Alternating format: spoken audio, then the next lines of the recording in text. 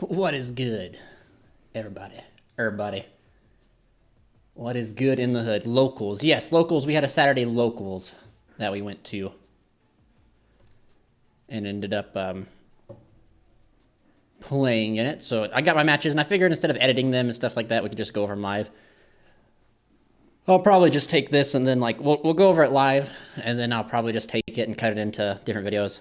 I just have 3 matches. I have round 1, round 2, and then round 3. My opponent didn't want to be recorded, so I just got like an offshoot match. I just went down to the bottom of the table and got the last table so that we can go over that together. But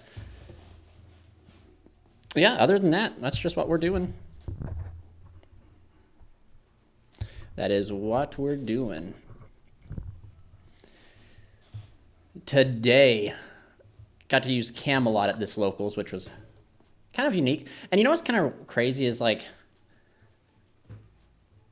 the way that I look at Camelot is Camelot equals one more Charles. So like, it's definitely interesting because like the logic's there for it to like not be good because you have to play a round table and round table sucks. But like, because the deck already has a lot of I would rather not open you type of cards, and you just added in Camelot to that. But not Camelot, you add the round table, which you have to play round table, right? So it's interesting because I did some testing without it, and it just felt very like, you feel like it's kind of lackluster without it, because like if you just search it off of the first museum, it gives you like one more Charles. So it's interesting. It's definitely interesting perspective and a card to play. I'm telling you, people live by it, man. Like everybody who plays it, they like say like it is a hands down a phenomenal card, and I have to like kind of agree. I just don't think it's necessary. I think I think the deck was fine without a lot of like all these different type of cards getting put into it. Personally, I think you didn't have to play. Like I think I have a different opinion, of course. So like my opinion's different than everyone else's, but like I don't think the deck needed or needs half the cards that it has, if that makes sense. Like there's no need for the deck was doing fine without the stuff that added. Like it's just interesting in my opinion. Like you can play the deck almost any way you want to. Like even last stream we went over that like Peru region or Guatemala regional, and it's like the guy was playing like some crazy cards, but like the deck's like its engine itself can just do so well. I'm excited for the ban list. I'm very excited to see what happens. Like I truly think that we're gonna see our boy Connector end up going, which is sad. Connector's been phenomenal, but I think that if you want to touch the deck while still keeping it fair and playable, I think that Connector is the most unfair part of the entire deck.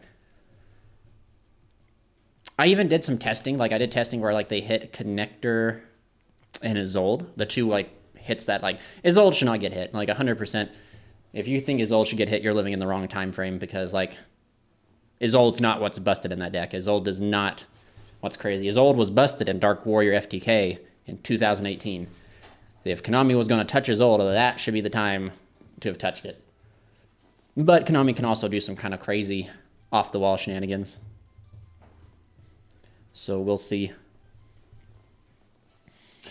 We shall see what Konami decides to do. But I did testing, and it's interesting. If they hit Isolde and still hit Connector, if you play the Battle Unboxers, you still have like a 1-card combo, which is really cool. It's not as strong as like with Isolde and like with Connector, because like you literally end on a Charlemagne and SP Little Knight, which I mean for like 1 card going in, you get 3 forms of disruption. That's a 2 interaction per card advantage, I think. Kind of crazy.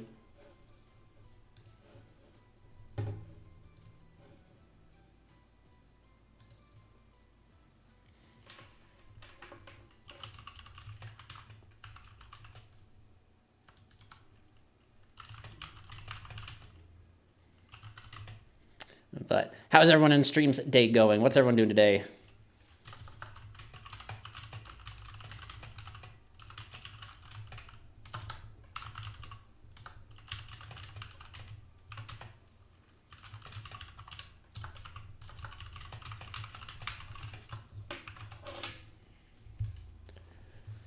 How's everybody doing on this fine, what is today? Tuesday. There we go. Everybody doing this fine Tuesday. I went and got my background check and TB test done at a new job for me. Be kind of exciting to get back into working. Can't do a lot. Can't do like any heavy lifting or anything like I used to or running. I actually can't run, to be honest with you. Ordering some DD Crows. Hey, man, that's a good order. Are you ordering because of Tier Element? Because not a fan. That's the reason I have them strapped to my side deck is Tier Element. Because I hate Tier. That deck needs to just go. Be gone. In my opinion. It is too crazy.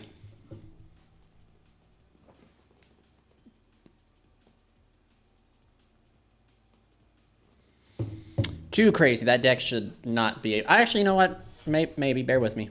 Bear with me. Maybe you just ban the cards that literally say Mill 5 and you call it good. Yeah, Tier. Yep, I knew it. I knew it.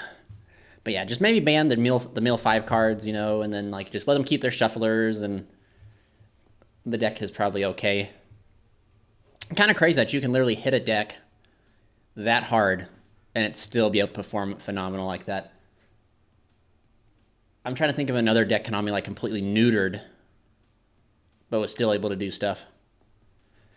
I don't think any deck's been able to do like what Tier's able to do, being like hit as much as they have.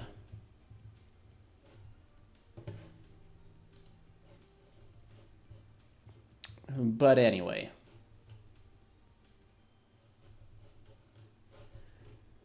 Anywho. Yeah, I got a few matches for us today. I have my round 1, round 2, and then round 3. Round 3, like I said, will be like it'll be like at the bottom of the table. So we'll just sit and kind of like watch. I think it's Salad versus Manadium, which would be like a good. We get to watch and see how it goes. I think in the first match here, I end up making a horrible misplay. Branded Chimera. That's a good. Yeah, that's a good choice too. I make a horrible misplay in this one. I end up I side funky and I don't mean to. I end up siding out Camelot when I meant to kept it in. And I was mixed up cards. I was supposed to side out my triple T's and call by. And ended up siding out one call by, one triple T and Camelot. So like the round table and what do you call it? And triple T was in my deck still. So like I messed up when I was siding. Really fortunate I didn't get punished for that. Really lucky I didn't open like my one. Well, I wouldn't have cared to open my one TT, but like open the round table and be like, oh ho ho. Because like one of the validations for playing like the whole like Camelot stuff is that Camelot can just get the round table out of your hand. But yeah, it is what it is. We'll just wait a little bit before we start. Wait for a few more people to come and join in.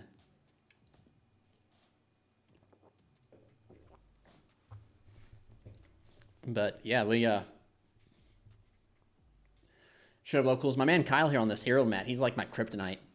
No matter what I do against this man, ever since I've started coming back and like been playing locals like crazy, I don't think I've been able to beat him once. I think maybe once. But then every other time, man, he just has just destroyed me. But that do be how it be. You guys, does anyone else here have like rivals at their locals? Like someone that no matter what you do, you just can't beat? I believe in that type of stuff, man. I believe in the whole, like, there's just certain things or certain people. I remember like back in the day, there was a deck, Cosmo. Cosmo was impossible to beat. Like it didn't matter. I could be playing a mirror match of Cosmo and I would still lose to Cosmo. It's just how it was doing. And then speaking of Cosmo, they need to get some support, some love, Konami. Cosmo needs some love. I think they're too scared to give that deck some support. But I think we'll go ahead and get started here. We'll go ahead and start, at least start the first match here. And we can go. Try to speed up here. That one Rika play at locals. Bro. Bro, Rika's nuts, though. Like, it's okay. It's okay if you're losing to Rika. All right. I think I lose the die roll here. 1 second. No, I think I won the die roll. That's what it is. So I win die roll, which is like amazing because normally I lose the die roll against Kyle, and Kyle ends up just going like full Unchained combo on me. But I have droplets, triple T, Ogier, something else. So we start out with Ogier, dumping. Recard. Oh yeah, my hand going first was awful. I would like to actually like get a. I opened just double Ogier. And I have to combo this way here. So I link off, I make his old. I don't know if making his old was correct here. Maybe I should have gone for Dempsey. Dempsey search. Maybe I was supposed to go like Dempsey into his old to get that search, you know, to get the search and then like move forward. I don't know, but like I opened double Ogier, triple T. I think I saw Angel Ring and droplets. So yeah, this hand was definitely awkward. And it's like, go figure, I win the dice roll to finally get to go first, and this is it. This is my hand, is double Ogier. And I know some people are going to try to be like, well, if you just played one Ogier, if I only played one Ogier, the likelihood of me seeing the one was slit would have been reduced, and the other Ogier would have been replaced for what? A hand trap? So my combo would have been just still kind of lackluster. Or is that two droplets? Yeah, it's double droplet, triple T. Hey, I guess I was kind of hoping he'd hand trap me so I could draw 2 cards. I can't remember. I'm trying to think of the correct. Yeah, I know I sit here and think for a little bit because I don't know. I think for a while probably because it's like I got to figure out the correct amount to send. I think I decided to send. I send 1, I believe, for Renaud. Renaud add back.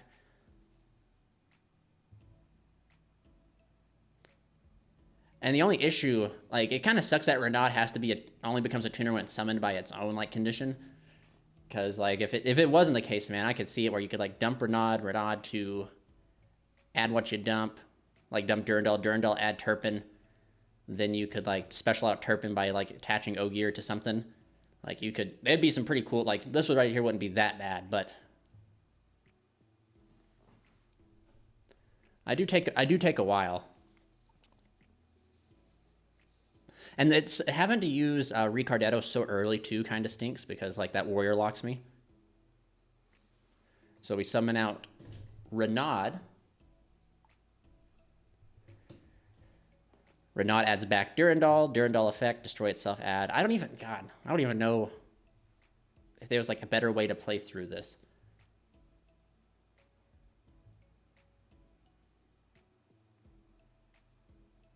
Opening Ricardetto. Yeah, having to use Ogier to like dump Ricardetto. Maybe because I had to do that in order to combo, which was kind of crazy. Maybe there's like a rank 1 heroic challenger monster that lets you reborn something. So like maybe like maybe that's like something I can like think about putting in, but it's like for the scenario it like doesn't come up that often, you know what I mean? But we equipped Ogier, special summon out Turpin, and then like see this is where if like Renaud was a tuner, I could just make Angelica and just go on with my day, but we can't do that because we don't have a tuner on the field, sadly. Sadly. So I think I just go for Little Knight pass. Little Knight, which is just so. If I feel like, I mean, it's not bad because Little Knight alone can win games, but like, you know, compared to what the deck can do, like it just feels like it's very suboptimal. And I'm struggling to see if there was a different like path I could have gone with open Ogier, 2 droplets and a talents.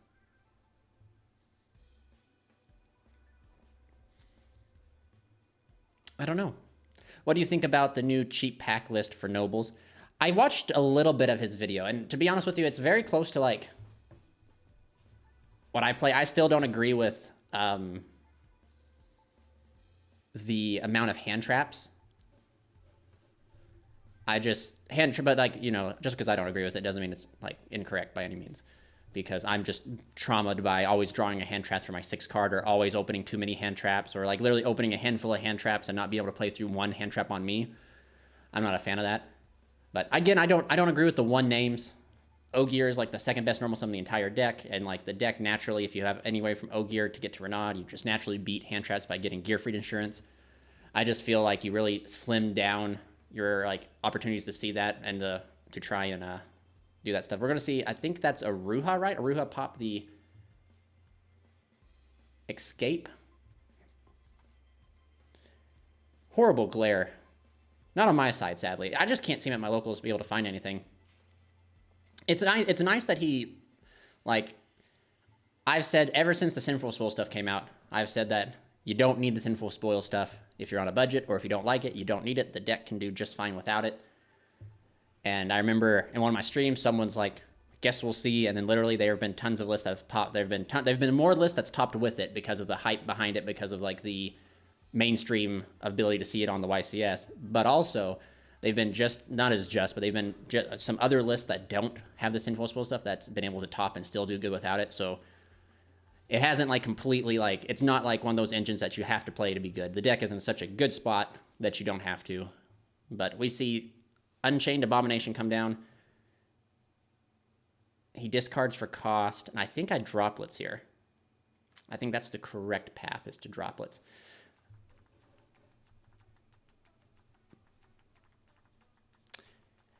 Literally, I'm testing Camelot, and honestly, I always result to that line. It's so good. With Extender, you can have Baron on the end board. Oh, sweet. I'm glad you're testing it. I'll never tell you that you should play this, like you have to play it. Just always test it for yourself, because I'm not going to lie to you. Like, I was very skeptical at first, and then I took out Camelot literally the other night, and I've just been sitting here play testing without it. And just when you sit and realize, like, Camelot equals another Charles, it just makes your board feel so much better. Camelot can equal either Baron or Charles, depending on the hand. So it's like, my end board is, like, Little Knight, Charles Gearfried. Well, if I was playing Round Table or Camelot, I'd get up into another Charles, which would make my end board even stronger. It sucks drawing the one of Round Table, and I think people are trying to like justify it by saying like, oh, the deck doesn't need Camelot. Well, in that same argument, like, it doesn't need. So I droplets here, hitting the, what do you call it? The Abomination. He activates Wailing. Wailing is, I thought Wailing was different, but no, Wailing's kind of insane. I think when you link summon, you get to pop a card. Kind of crazy. But I actually think that's really nuts. But he makes Shyama? I think that's that one. He makes that one. And he's going to attempt to pop, I think, Isolde or something like that. But I think I make a big next level play here, because I want my Isolde to survive, so I have like better follow-up. So I end up doing Little Knight, target Isolde, target the Shyama, because then that card's like removed. Gets rid of a Link 2 and stuff like that. But droplets, I mean, man, I'm not gonna lie, droplets has gone in deep. Arguably, if you don't like droplets, Dark Ruler would do just about the same, except for in this scenario where droplets gave me an interruption. So droplets is by far, I think, one of the best going second cards you could have. But with the whole Camelot thing, yeah, it's almost like literally no one will argue with you, and if they say different, they're a fool. That Museum is like one of the best cards in the deck, and it just gives you an additional museum without opening additional museums. Like, through your just standard combo line, Museum gets you to Camelot, Camelot gets you to another museum equals a Charles the Great or a Baron. So it's like, why wouldn't you play it? And Round Table is like a bridge, so it's almost like it's no different than playing like Small World with like hand traps in a way. Like, you Small World into a hand trap that's useless, so you Camelot into Round Table, which is useless, into a museum. But he goes triple tactics, and he decides to draw. He was contemplating on taking my Little Knight, and I think I kind of talked him out of it. I was like, you could take my Little Knight, but your 2 draws could be anything. And he draws underworld, tour guide from the underworld, which is kind of bonkers. Summons out the Rhino.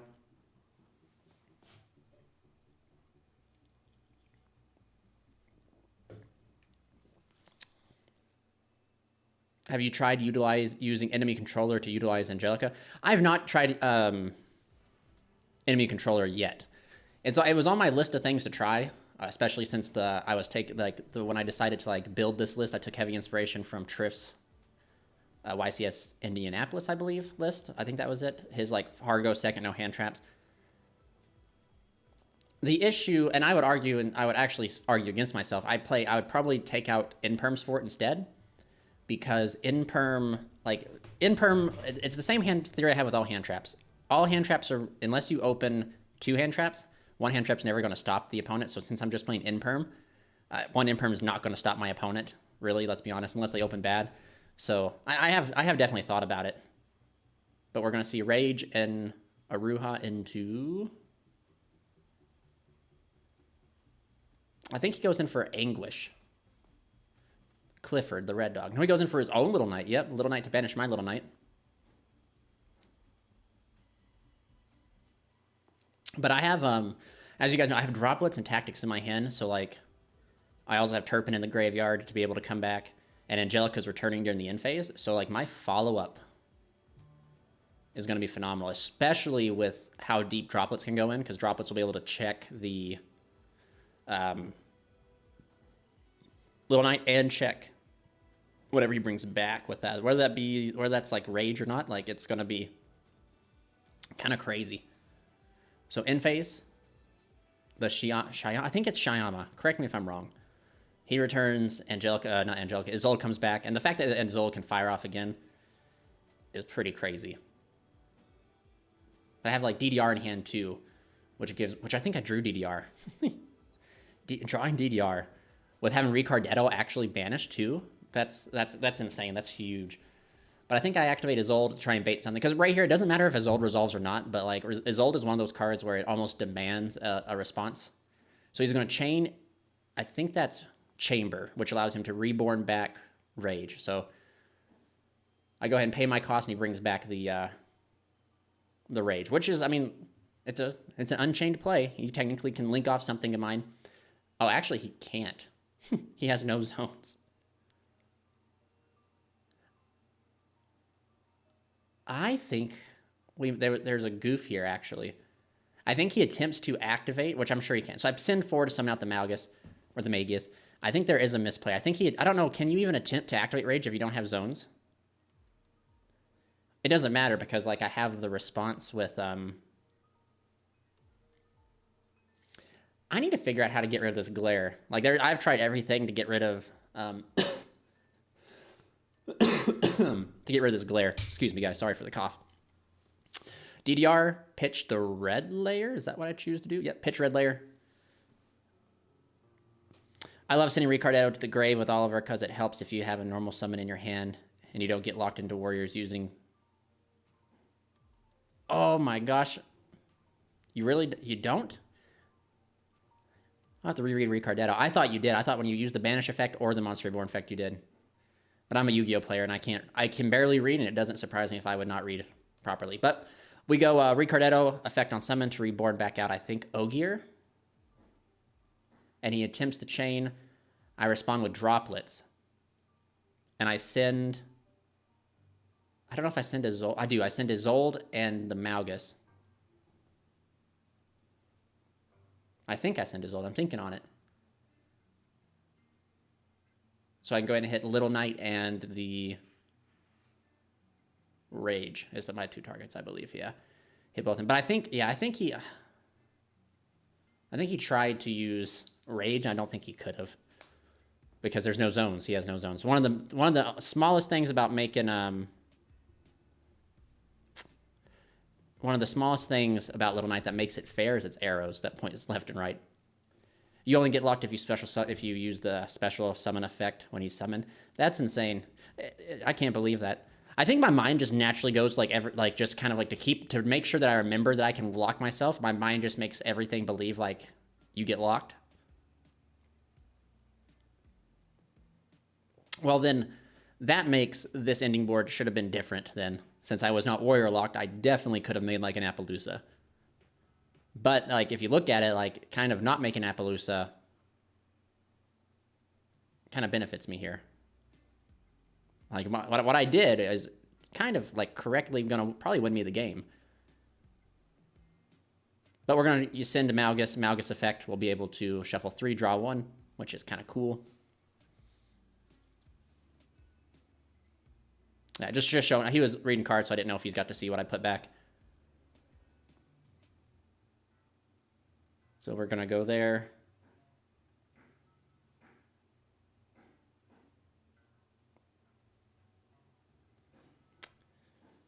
And I've been thinking about adding back Unicorn and access code for like this turn 3 follow-up. Like even though like it's not necessary, like your deck can beat and can break boards without it. It's just an easier win button, right? So you just go up to Unicorn, spin a card, make what do you call it? Access code. Then you just start popping things, and it just makes it like easier. Which and like when you're like this deck kind of you do not want to play into time. So like you want to just have like the quickest win condition. So instead of like trying to like establish Gearfried, figuring out the best Charles pop, just go ahead and go on into the good old access code and solve like 2 cards immediately and get a big Chungus up there. But we're gonna banish 2 with Phoenix Blade. I got to Angelica. Angelica add Museum. Pay 12 to add Camelot. We're gonna go ahead and use the Divine Sword, chain Angelica. Angelica should send. I don't even know what you send in this scenario. I've already sent Malgus. I've already got access to Malgus. I got Turpin there. I just go ahead and send a 3rd Ogier just to go ahead and get it out from the deck. And we go ahead and go into Roland. They see us Roland, they hating. I think I decide to, do I banish? No, I go Ogier effect to attach to Roland, Museum effect to special summon, and I go ahead and make Charles. Interesting. Retin is just so like, there's like some lines, right, where you end up having to link off. Sometimes you might have to link off your Dempsey with Isolde, and it just feels so wasteful to link it off into a second copy of Isolde, because you still need to have the 2 downward pointing arrows. So Retin's just a solid link to link off in those scenarios where you can link into them. And then Retin's like SP at home, so like Retin gives you a pop and gives you the arrows that you need without having to waste your second Isolde. But and if you're still on the Arthur line, there was Rudy Torres did a huge so activate. There we go. That's kind of cool. I activate Camelot, banish Camelot to grab the fields round table, and then I get to grab the Noble Arms right back from graveyard to hand. And then I get to go ahead and activate it again.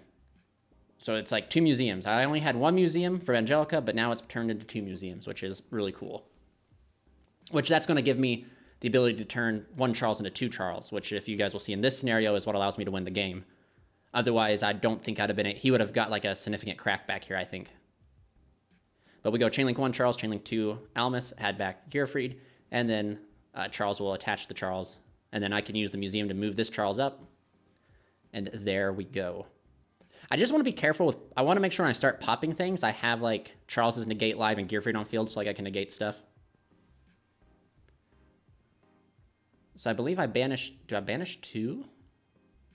Yeah, I banished 2. You're making me reconsider siding out Imperm. I always keep Imperm in because Imperm's like a solid card. And even though like I just said in the beginning, I'm like, oh, well, if you... So the reason I do this here is because I fear that trap. I fear he has that trap that destroys stuff. So I'm equipped Phoenix Blade to Charles to make sure that Charles' negate is still live. So I make a second Charles, equipped. And then I think I summon Gearfried. But man, Imperm's such a solid card, I think. Imperm being able to... Yeah, so I go ahead and use this Charles to pop the trap, and he tries to trigger the trap, I think. Oh, no, it's a contract. He said a contract. He bluffed me.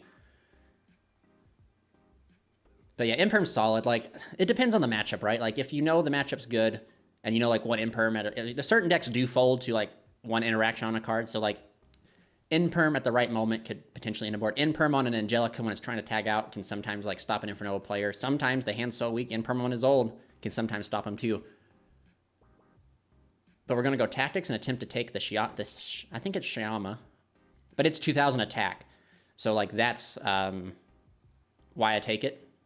Is so like, because this right here is going to allow me to push for damage. And I think without playing Camelot, Camelot would not have got me that second Charles, so I would be short damage here. So Gearfried can attack the Little Knight, and then at the start of the damage, I suck up the Rage and attach it to him. So I deal more damage this way, and then there's 3, 6, and then 8,000 going in right there. So that was game 1. Tremendously. I'm doing good, my man, Jean. How are you doing? Doing good. As good as I can do. Let's go ahead and jump through here. So I side out. So this is where I mess up. Or no, I can't remember how this game went. But he gets to start out first. Pot of Prosperity. I think Pot of Prosperity's time is limited. Like, I think we're going to see this card get on out of here. I think we're going to see it get limited in some form or fashion. It's too crazy that a card lets you dig 6 deep, especially like in this scenario, right? Where like, let's say he open combo. What he's doing is he's digging for side deck cards. Like he draws into any side deck card that blows me out, he wins. But he's going to just banish 3 to excavate 3. So he has triple tactics thrust, contract, and the twin. As far as I know Aruha, Rakira, and every other of the twins is Abomination, Shivara, and then I forget the small twin that resets. It's going to 1. I feel like it should. Especially since they reprinted it in so many rarities. You know how Konami do be like that. Konami's like, here, everybody can have access to this card right before we limit it. Awesome, good to hear. Doing good either. Good, my man, good. Good to hear. I'm glad that you're doing good. He's doing the DDD combo, which he lets it pop to summon. He makes Device, Deus Machina, which is an insane DDD card, which this card makes me really want to play DDDs again. You guys remember those days. He activates Abomination's Prison. In my hand, I have a Kaiju, Droplets, Chalice, Durandal, and one more card. But again, Droplets is just going to go in. Droplets is what's going to make this remarkable here. He's going to set, use a Ruha to destroy the set. And that's Chamber. Chamber is going to bring out something. Greetings from Guam, brother. I appreciate your content. I'm fairly new to this deck. Lots of information and remembering. Any tips on remembering everything? Just practice. Practice. Always, I think that the basis you need to do is you just need to always get down like the 1 card combo, because the 1 card combo can either be 2 warriors too. So just get that basic down, and then you can pivot from there, because then you can pivot into how you want to play the deck. If you have access to the Sinful Spoils, you can see how the Sinful Spoil stuff does everything different. Keep in mind that Angelica is like the best extra deck card you have, so like everyone automatically thinks it is old, but like sometimes use Isolde to bait hand traps, so then you can make Angelica after.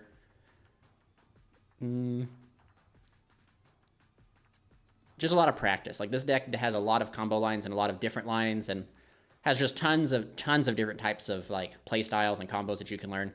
Just got to sit down and practice them all. I think another combo you should definitely learn is like the Ogier into Gearfried, the Ogier plus like Renaud Gearfried line, because that pretty much is like always, that's like your deck's main way to have access to like Gearfried insurance to protect you from hand traps. I think that is a solid combo to learn, because that means as once you learn it, and if you, depending on the amount of cards you play, you always have insurance under Gearfried. But then you just, you get whacked with an impermanent, it's just rough, but it do be that. So we're going to see Rakira get added to hand off of the Link 2 Shyama, which I believe is Shyama, and then the Shivara sets. And I'm just clarifying which ones, like I know both the sets. There's just one of each, Escape and Chamber, which is pretty crazy.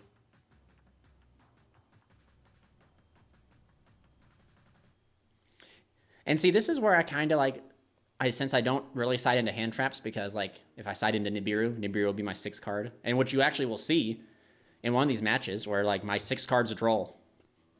Thank God for Droll, where if Droll was like any other blowout card, it could have been different. But anyway, Connector and Renaud is also a very good combo. It gives you it's another anti-Nibiru line for sure. Well, good, my man Eliho. I'm glad it can calm you down.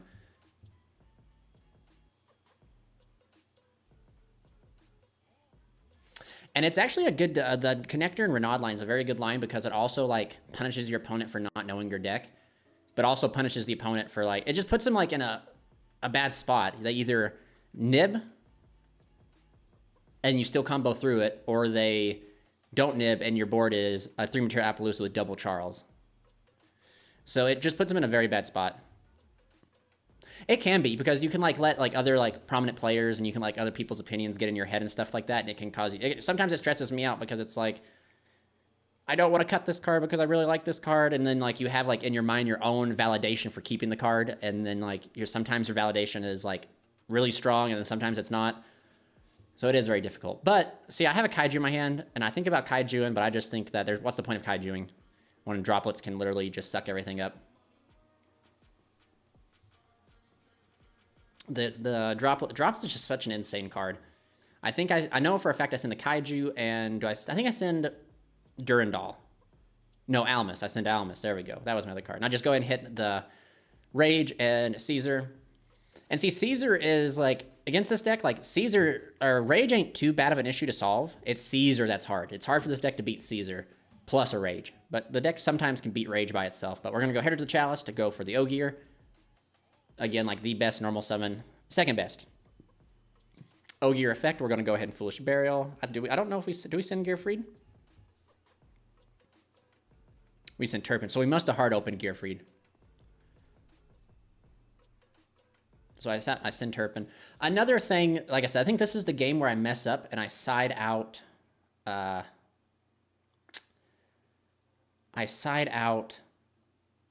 Wrong. I side out Camelot, which I shouldn't have done, and I mixed Camelot with a Triple T, so I have like Round Table and like Triple T in my deck when they shouldn't be in there. So I really can't, which is not bad, but like you'll get to see, like if I had Camelot, my end board with this going first would have been one more Charles or a Baron, which is kind of insane. But we go ahead and grab Renaud, then we can special out Renaud. Renaud can add back Durandal, then we can get a search off of Durandal. Or I think I just go ahead and do Gearfried. You're getting your QCR Almus. Good, man, good. I still need museums. I just can't justify paying that much for museums, especially like since I've been recovering and everything and I haven't like been able to work. I just can't justify spending like $300 on it. So we're going to go ahead and add Almus back. Do I go Gearfried? No, I banished. Okay, banished, activate Gearfried. Okay, there we go.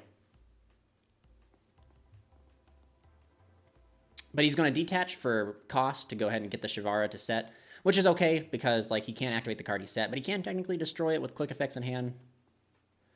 Which is kind of crazy, but he's going to set the Escape from the Unchained Prison, I believe. I think I go ahead and equipped the Almus. Yeah, I go ahead and equipped it to Gearfried to go ahead and get like now Gearfried's Negate is live. I can stop any monster effect he has in his hand. I actually kind of fear Nib here because I know sometimes people will side in Nib. So I fear Nib, so I just want to make sure that I can combo safely, and I just go ahead and shoot for the Isolde line, which I could have gone for Angelica there, but Isolde is going to get me a little bit, get me further ahead. I think they're 18 right now, which is crazy for Almus. It is. It definitely, if it's 18 bucks, go ahead and pick it up. So Isolde add, then we're going to dump. And so like right here, I kind of like forget that I also sided out the Angel Ring, because when you're going second, you don't want to see Angel Ring. So I side out Angel Ring because I don't want to risk drawing into it. So I end up sending the Phoenix Blade here to bring out Ricardetto. Ricardetto will reborn out Ogier and also remember, like I sent Turpin earlier, so Turpin's like special summon is still live, which is really good. Go ahead and Synchro into Isolde. Isolde will go ahead, not Isolde, Synchro into Isolde, wow. And Synchro into Angelica. That'll grab me Museum. And then I go ahead and activate Museum.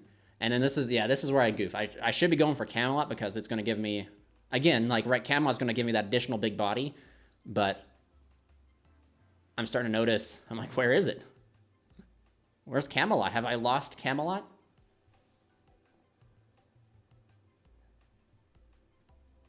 Yeah, just scroll, looking through my deck aimlessly, looking for Camelot. I think true. I know that we talked about earlier in chat that I think that Connector's going to go. And that sucks because I just got an Ultimate Dolphin.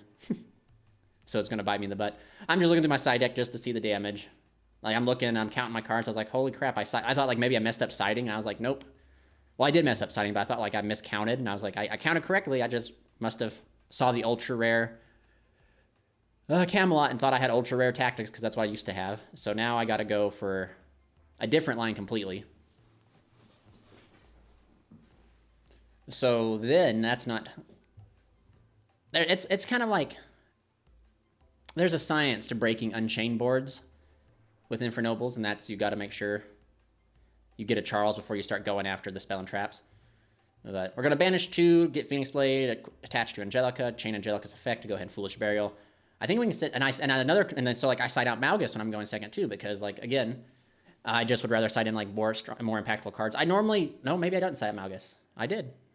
Because like I could send Malgus to get a draw right here, but I sided it out because of my side-in patterns.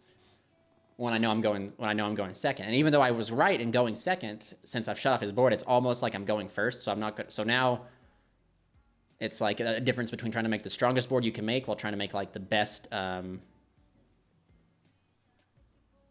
in board, right? So like I'm trying to break his board with my biggest and strongest monsters while establishing that in case I cannot kill him, that the comeback cannot happen. But Turpin gets to special summon himself, and see, I wouldn't have to use this here if I just did not mess up. If Connector gets built, if something happens to Connector where it goes down, you either move to the Boxer engine, which I actually think that people should because it's better. It's better than Sublimation Knight because Sublimation is level 3. Boxer would just allow you, like, if the Boxer gets hit on the summon, you have more extenders that can come out of your hand to make Angelica. Whereas Sublimation Knight, same thing. It'd just be like you're prioritizing, since you can't make Angelica, you make Isolde and stuff like that. But we get to do a Charles. Charles equipped Charles. Charlemagne equipped Charles. And then here we are. So I got to try and do this correctly. I think I have Joyous in hand. I think I go Joyous, add back Oliver. Oliver pitch, summon. And I either make Baron because I know that Baron can pop a card, so like it's just a little bit better. Oh no, never mind. I didn't use Museum's effect yet instead. Yep, and then I go Oliver, pitch to summon, and then I make Baron. I should make Baron. Or maybe I make another Charles and then link into SP Little Knight. So is Worth Camelot in the build? How many copies? I cannot tell you if it's worth it or not. And my testing has been very good with it. I just recommend you try it and see how it performs for you, because I think that it's done remarkable for me in testing. And when you start to play with it, so he's going to go ahead and at this moment activate the chamber, but I'm going to go ahead and... So this is where I'm stuck in a predicament, right? My only negate is Gearfried. If I send the equipped off Gearfried to stop this, and he has Nib, I just lose outright. So like I said, I was fearing Nib here. So I think I let it resolve because like my inboard is going to be pretty huge. I don't know if I should have gone for a second Charles here. I think I should have go ahead and made Oliver and go on into Baron. Baron to pop one of his cards. Charles to pop one of his cards. And then Gearfried could eat up. Actually, yeah, that should have been what I went for, like 100%. I should have gone Baron, pop Zeus Machina. Charles, pop Wave King Caesar. Gone Battle Phase. Isolde's bigger than the Rage. Isolde whack into Rage, and that would have been 3, 6, 9. Actually, 35. That'd been more than enough. And then it depends on, like, depends what you want to play.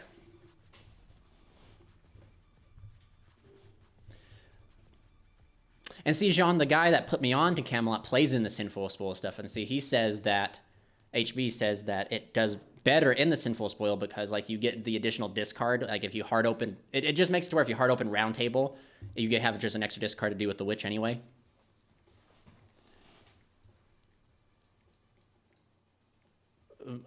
I think probably in a pure build, man, it's just it feels so strong. Like I'm not even. I wish I could like lie and tell you guys like that it's not good. Like don't play it, but like I said, I took it out and I played without it, and it felt like all my boards were just one interruption weaker, and that doesn't sound like much, right? It doesn't sound like, oh, one interruption means that much, but one interruption can literally be the difference between getting your board broken and winning the game. It's just kind of crazy because Manadium, another combo deck of straight gas, can break the board of Little Knight, Charles, and Gearfried. Not often, but they can do it probably more often than you give them credit for. But if you have like one more negate out there, it gives you the game. So it's entirely it's subjective to your opinion of what win more is too. If you believe it's win more, it's entirely subjective, right? So like that's why I think if you want to play it, try testing one Camelot and one Round Table and just do your best, because Camelot is just Museum, but a little bit better because it lets you play underneath Droll. Kinda. I mean, you're still losing to Droll because you would go Museum, add Camelot, they activate Droll. You can activate Camelot, but Camelot's like a Swiss Army knife. Camelot does not have to add the Museum. Camelot can just straight up add any noble arm. So like if you do get Drolled, you can go Camelot, activate Round Table, grab Durandal, and then Durandal's a Monster Reborn, right? So then you get access to a Monster Reborn under Droll, which is really kind of interesting and can come up. My side decks, I think it's 3 Gameciel, 3 Drolls, 3 DD Crows, 1 Lightning Storm, or excuse me, 2 Lightning Storms, 1 Duster, and 3 Evenlies. I'm not the biggest fan of Camelot and Infernobles on a mixed build, though. Camelot's insane. I bet I'm sure. I would definitely agree with you. I think that it does. Like I said, you got to like look at it in the sense of like Camelot and Infernobles is Camelot equals Charles or Baron, and that's really what you kind of got to like just kind of look down at it as is like this is what it equals in Infernobles, but 100% it can do so much more because in a mixed build you are playing like King Arthur and stuff like that, so you get to use King Arthur more efficiently and more often. You get to use it quite a bit.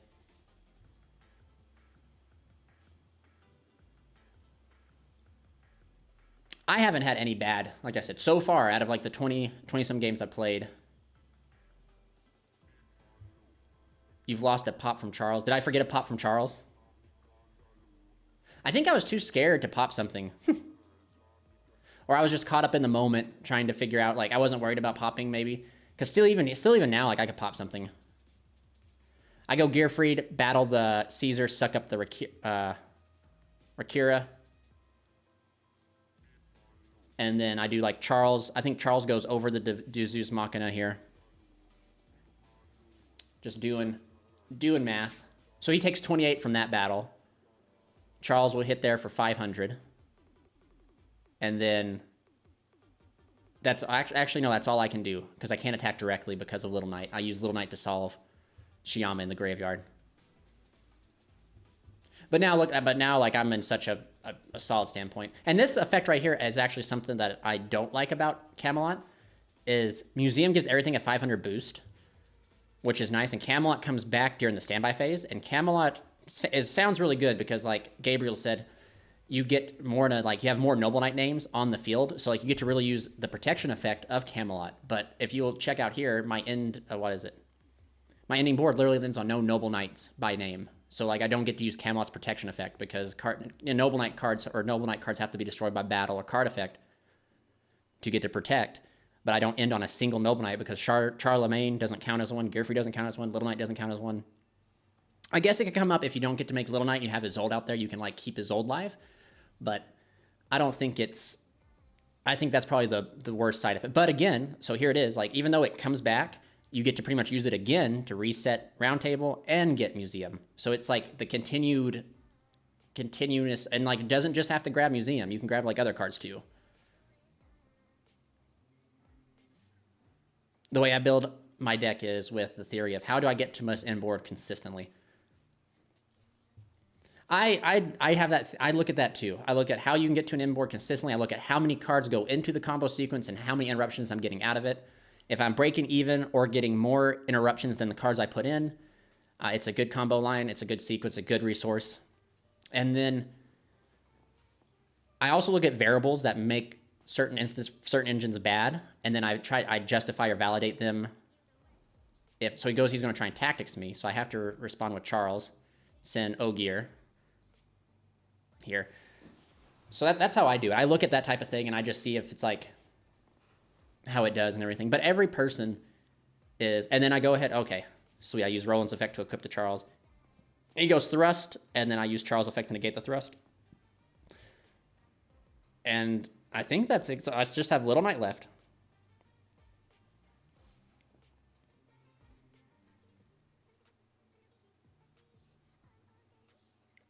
And I think he was telling me that he opened both thrust and talents in his opening hand, and I didn't play any hand traps. But anyway, yeah, we're going to wrap it up here. So I end up taking this 2-0. Finally getting my dub against Kyle, man. Kyle, he's been my kryptonite, like I said, for a long time. So being able to get this win was pretty nice. Let's see here. And then we can go to Nobles versus Manadeum. And then see my buddy Jason, the Manadeum player, he was just bodying me and testing. Like he was just, every board I made, he just clapped right over. So I was kind of worried here about the die roll. Again, I lost a die roll, so I end up rolling a 4. A solid 4. And he rolls an 11. So there we go. We have not won a die roll.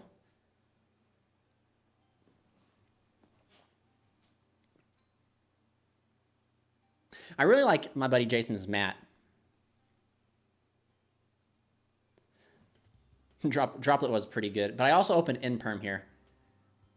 Which again, like Inperm is, if you should see one Inperm, it's no different than like seeing, I was undefeated.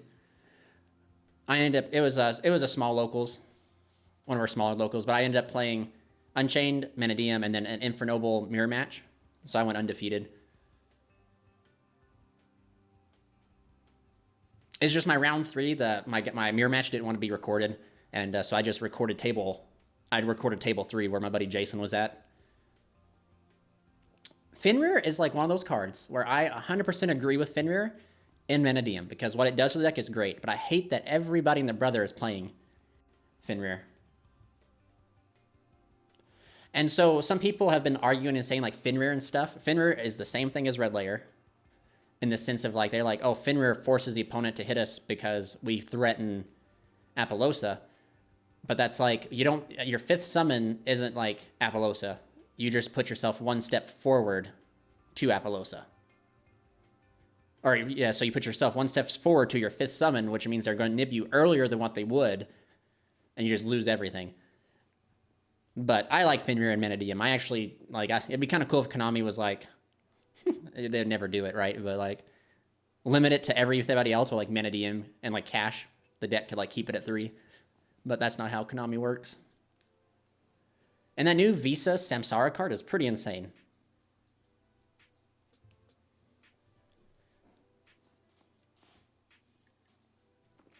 And see, like right here, we open Angelic's and the Angel Ring.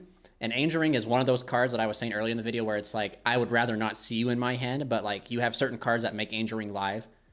As in like Oliver works well with it. You can pitch it with Oliver. You can search Oliver. Angel Ring is a little bit more difficult because you have to equip something, have something already equipped in order to get it on the field, but it's not impossible to do. Like even right here, I could do it.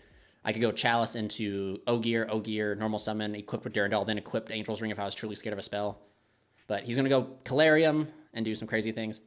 Do the tables have mounts to put your camera phone on, or do you set it up? I set it up. I have a tripod, and I just set it up. So like normally, sometimes I'd put them on the table, but then when people like hit the table, it shakes it, and it causes. So I decided to set up at the end of a table. Like normally, if you guys are like familiar with like when I would stream and stuff like that, locals, like the camera's right on top of me, but every time like you touch it, you put your cards down, put your hand down, it shakes the table, so it shakes the camera. So this is just like at the edge of the table where it's on the ground, so no one's gonna shake it or anything. I want to get the GoPro stuff. I want to do like the point of view duels, but I just don't. I'm just worried that I'll waste like a bunch of time doing it. Like I'll put the camera on my hat and then like instead of looking at my cards, the camera will be like looking up here the entire time, and it's like one of the best matches of my life wouldn't get recorded properly.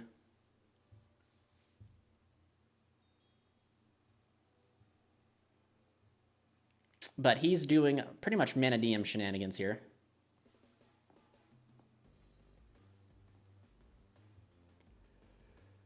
The good old.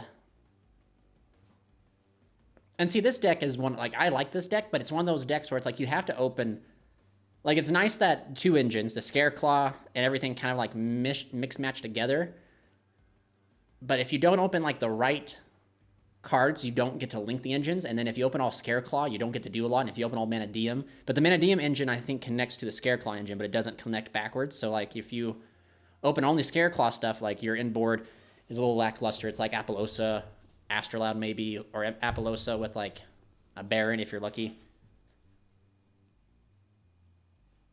But we're going to see a Banish 2.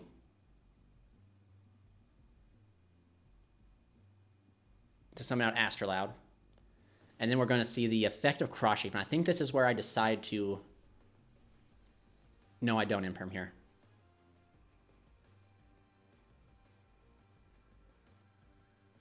Yeah, to put on your chest. That wouldn't be too bad of an idea. I just noticed, like, Winter Kills, Solemn Circus, or Team Solemn Circus is another channel I watch, and the Duelist Cypher. I think they put it on their head, on their hats.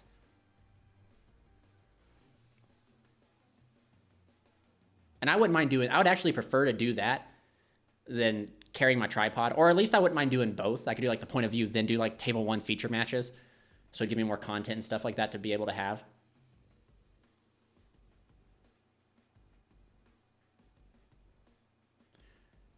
So we're going to, he hard opened Meek. So that's why I didn't imperm the Cross Sheet, because he couldn't fire off Cross Sheet, but he got Meek because he controlled. And I don't, yeah, and then he had to, okay, he's explaining to me what he did. He's explaining to me his choices. He had to banish the Visas because it's a tuner, so he could get the correct, so he could get Meek out of the hand because the 1500 attack and whatever.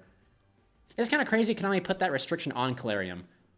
Like, really. So Scareclaw, banishing the Light Heart, and going to go into an Appaloosa. So his inboard is going to be a 3-material Appaloosa, Baron, and a Fenrir. Now, as long as he doesn't set one, I don't have to worry about, like, reframing.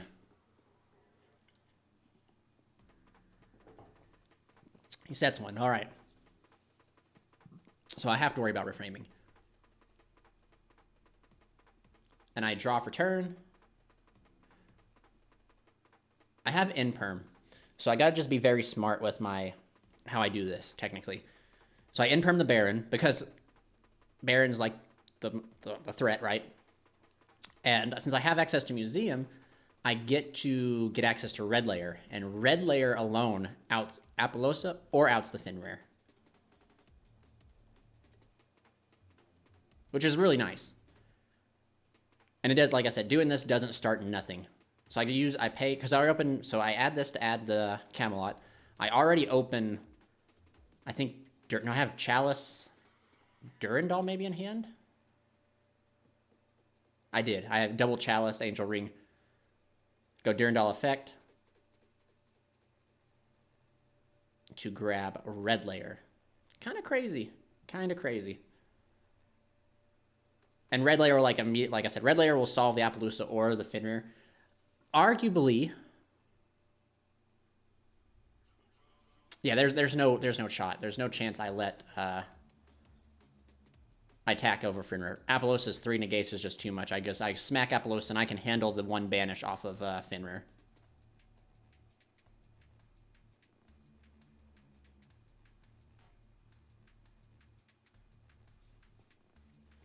So 25. Yeah, we go battle, I believe. Battle into that. Go ahead and solve the Appaloosa. Go ahead and get it out of the way. We go ahead to the Chalice to go ahead and add. I think we go for Ogier. Ogier, he is the best. He's the, as I've said like 3 times this stream, he is the best normal, second best normal summon in the deck. That's why I think you should play him more than just one. Effect, I send... What do I send? I gotta be... I should send Turpin is what I should do. I think I should send Turpin, use the field spell to reborn Turpin.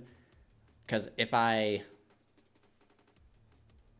Because he has the option to use Fenrir here to banish the Ogier, or banish one face-up card. Really.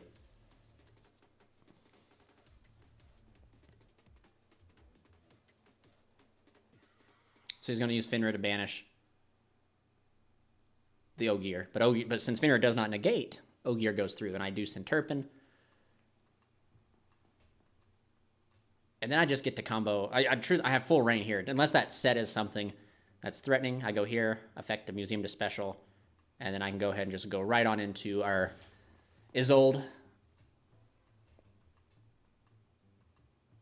And then he's just going to pack it up. Because I guess the set card's nothing, so he knows I have full combo. And the set card is the Arrival. So I just have full combo. So we go ahead and jump on into the game number 2, where he gets to go first here. So he starts off with a normal summon Visas Samsara. Linking into Lightheart, because this card counts as Visas on field and grave, which is really cool.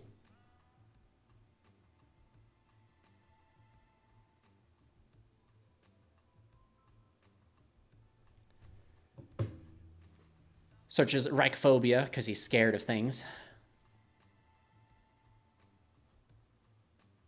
If you know what? We did this the other night. Look up fear of big words, and then you try to pronounce the name of the fear of big words.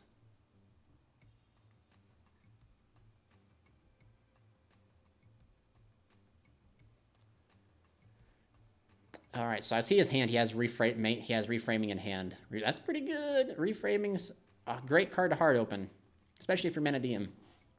That means you can use your search on something like another extender and stuff. We're going to see a Link or Synchro. Synchro 8, I believe, right into, speak of him, there he comes. The deck's actual boss monster, since they decided to do Prime Heart dirty. Man, I'm telling you guys, Prime Heart should have just been a Phoenix Enforcer for Menadium. Target a Menadium you control and target a card your opponent controls, destroy them both. There you go. It would let you facilitate popping your own Meeks, your own balls that you have, your own orbs. Or you could pop like the Menadium guy and then like Prime Heart have like the effect to add back something when he's destroyed. So like you'd literally get to do that. How that would not be too crazy. That would make it just straight to Menadiums. I just need to go be on Konami's like design team, so I need to do.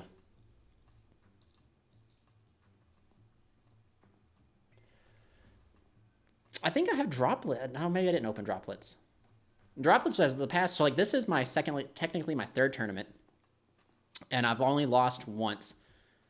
So that's 4, 4, 3. So 4, 8. In this tournament. So I'll be like 11-1 so far with this deck. This is the first time using Camelot, though, and the night before, too, we play tested, I think, 4 games as well. And I think I only, out of 4 games, and every game was like best of 3. You know, there was no 2-0s. So 3 times 4 is 12. If I do my math correct. Plus all these games today. 2-0, so 15 plus this one, which I think, I can't remember this one. I've only opened Roundtable twice. So like statistically out of like 18 to 20 hands, I've only seen it twice, which is not like a bad. And every time I saw it, it didn't make, because like, oh, actually it's in my hand right now. This is the 2nd time I've seen it. What do you know? It doesn't, so the logic behind it is Camelot is great, but Roundtable can make bad hands worse. And I don't know, sometimes you think about, like, if you have a bad hand already, Camelot's not gonna like Camelot ain't making it better. Or like Camelot will make it better. Museum will make it better. Round Table won't. But like if you already have a bad hand, or is really that one extra card that you could have saw, unless it was happened to be like a blowout card or something like that, would it really make the difference? I don't know. You get into like numbers and stuff like that, and statistics and probability and all that type of thing.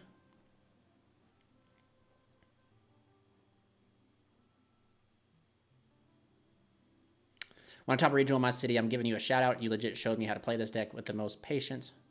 Well, man, Eli, I hope you get it, man. Go get that top.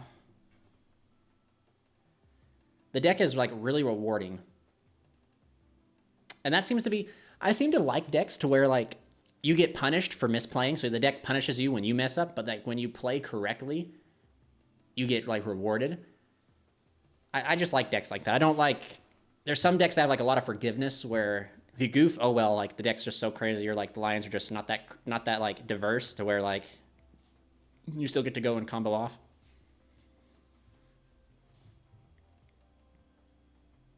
We're going to see SL Synchron. Asti Dragon, I think, as 037 Wolf calls it. Shout out to the Synchron guy himself. One day, man, I'm going to go to Australia. Like, if I'm going to go to Australia because I've always wanted to go there. But I know if I go there, there's big-ass spiders there, big-ass snakes there, crocodiles. Like, I'm truly ready to go there and probably not survive. But at least I can say I've been to Australia. Currently, I can't really travel super far because my leg acts up. I got a stiff leg, so like that'd be a long plane flight to Australia. But I think it'd be worth it. So we're going to see an Appaloosa touchdown. So his inboard is going to be Apo, Baron, and Dispatter. Which, so technically speaking, but we already know he already opened reframing, so that just kind of sucks. If reframing was not in the back row, my hand potentially could beat this because I have access to Museum, I have access to Imperm, and Museum outs Appaloosa, Imperm outs Baron, then I just have to deal with the Dispatter. Have you ever left America? I have. I have my passport and I have left America. I have left the continent too. I've been to Jamaica.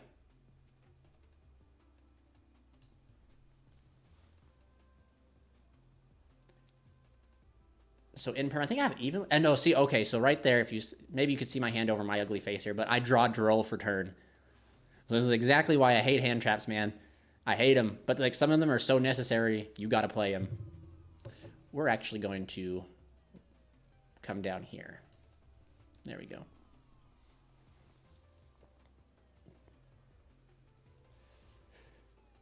Kinda crazy. But I want to go to Australia. I actually want to go to England too. Before my accident, I was really looking into trying to plan a trip to England so I could meet like a bunch of my Discord mods are all from like, one's from England, one's from Germany. Jamaica was all right. That's where I went to get married. I wouldn't go back if that's yeah, I wouldn't go back. I definitely recommend going, experiencing it, but I wouldn't go back. So he drolls me. The man gives me the droll. And this is a good example of like, so in my hand's actually not that terrible, to be honest with you. Italy, I would like to go to Italy too. I would just like to go over to Europe, man. I know you guys have tons of train systems that could take me everywhere and everywhere. I want to go to England. I want to go to France. I want to go to Italy. Exactly. I want to go see Flex. My man Flexi, who's in Germany. I have it evenly too. Interesting. Switzerland would be pretty sweet too. The Swiss Alps look beautiful. But he's going to reframing, and that's all we do. We pack it up. So that's a good hand. I mean, this is a kind of a hand to show. Like, I opened Round Table, and Round Table didn't help my hand, but my hand was, like, decent enough that opening Round Table wouldn't have, like, interrupted the combo in any way.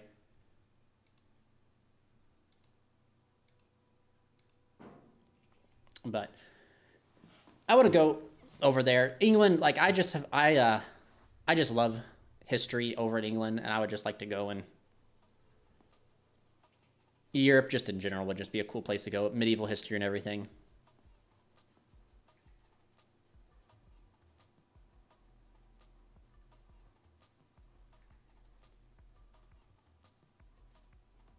Typhon is in my extra deck.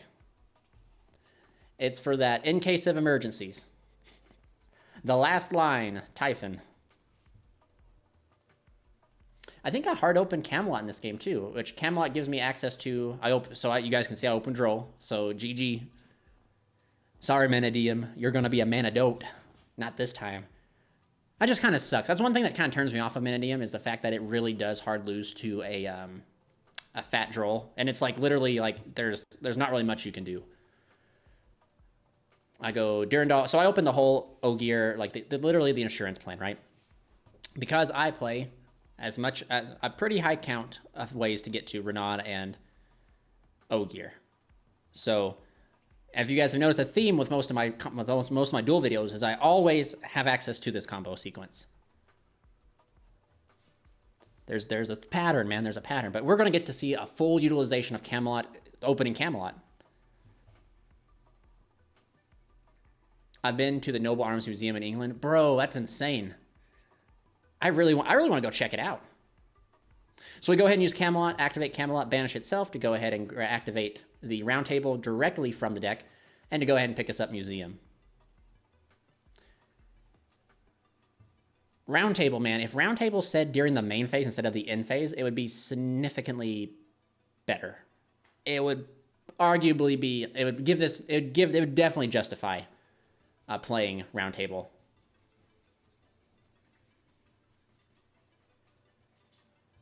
And then see, like, if I happen to open Museum here, I could just use round table to grab a different. Well, I opened Durandal anyway, but like Camelot could have grabbed me anything. Truly, like it could have grabbed me any sort of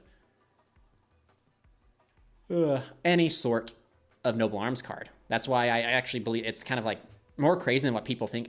Like I said, at the bare minimum, it's another copy of Museum. Another copy of Museum is equal to Charles or Baron. But in the grand scheme of things, it's a Swiss Army knife. It's any Noble Arms card.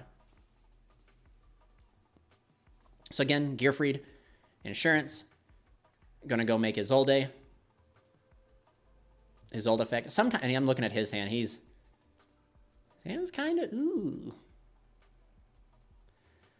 Add red layer off of Isolde, and then we're gonna send Angel Ring, because we can combo with just like the one to summon Ricardetto, to reborn back Ogier, and then this is gonna be Angelica.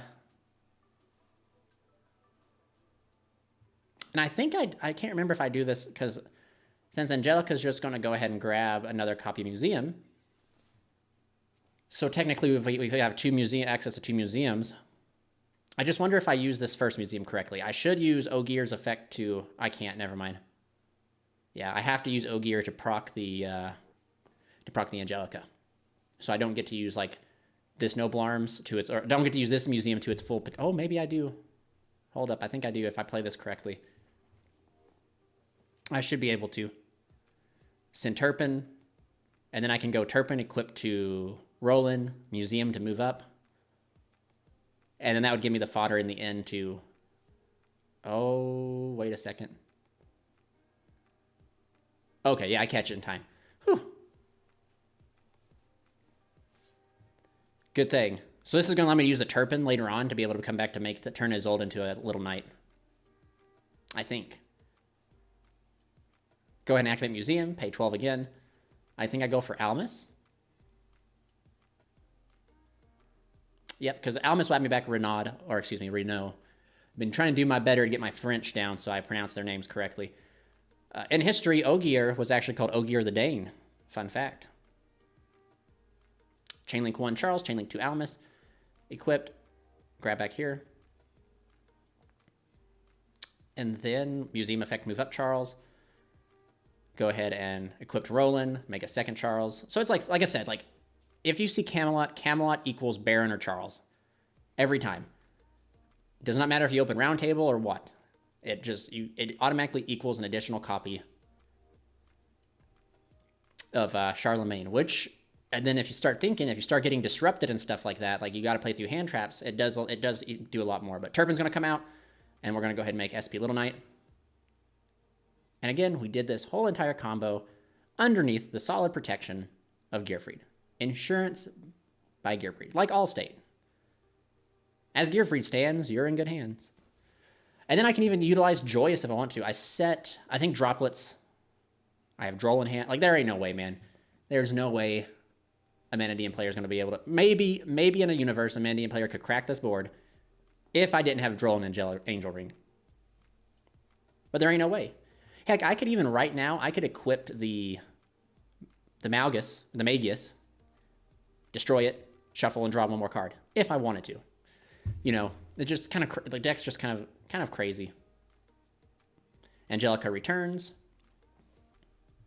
but I decided to put Angelica right where the Anima spot is, just to disrespect Anima. I don't think that Vanadium can make Angelica, but anyway, standby phase, Museum or Camelot comes back. Again, like this is the scenario. If I had any Noble Knights on the field, this card would be really protecting things, but I don't have any Noble Knights technically. So I just get to, I just lose the power up, the 500 attack boost, which kind of sucks.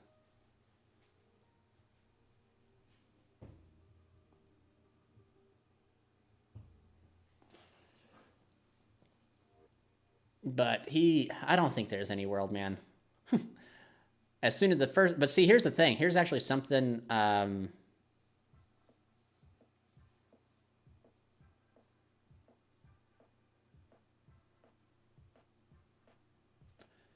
Charles is a Noble Knight? Ho, ho, ho. Because he gets the name of Charles. Yeah, you're absolutely right. And Charles is... Hang on. Inferno, yep, you're right. There we go, thank you, yeah. Good day, Vorse Raider, good day. You have more disruptions than he has cards? Yeah, I do.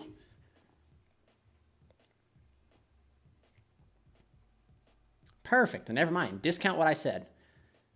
When I decide to... I don't know yet if I'm going to take like this stream and like take the videos out and like do separate videos on them, you know, like cut them out and then just like upload like the live commentary separately. But if I do, I will definitely edit that in and correct that. So we're going to go Charles. We're going to go roll an effect to go ahead and pop his normal summon, put him on Better Habit.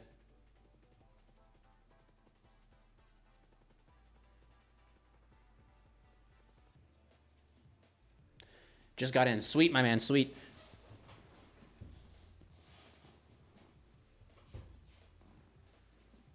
All right, so this is actually what's interesting, right? Is like Manadium, right? All their field spells search, but I have to keep negating their field spells because I want to hold Angel Ring for a blowout card. So I kind of have to like hold. So the Droll isn't really doing anything, right? SP is too OP in my humble opinion. Maul, your humble opinion is correct. It is a very oppressive card that if Konami made it to be as powerful as it is, it should have been made accessible to everyone. In my opinion. Card should not exist. It's actually changed the dynamic of like gameplay, especially with this deck. It has changed the dynamic of gameplay with Nobles and some other decks too, because it's like, oh, you can make like Rescue Ace. Prime example too, Rescue Ace. Part of their combo sequence is making Little Knight, so when they fire off Turbulence, they can allow Turbulence to dodge cards like Imperm and stuff. It's kind of crazy. But anyway, he's going to show me his hand. Cross out. Like, I just had way too much. Way too much stuff. And see, like, let's pause right here. Let's kind of pause it here and look at something. So if I didn't make the second Charles with Camelot, let's just remove Camelot. My inboard would have been Little Knight, Charles, and that. So that took out a Spell and Trap negation. He had enough cards to bait Little Knight and that, so he could have tacticsed for something. Like, it was kind of... He could have done a lot more. Should have been Ultra or Super, so everyone can have it without blowing 100 bucks. Exactly, Silly Senor. Exactly. Well, we got one more match. And sadly, and essentially sadly, it's... Where is it? It's Manadium versus Salad. I currently am playing a mirror match.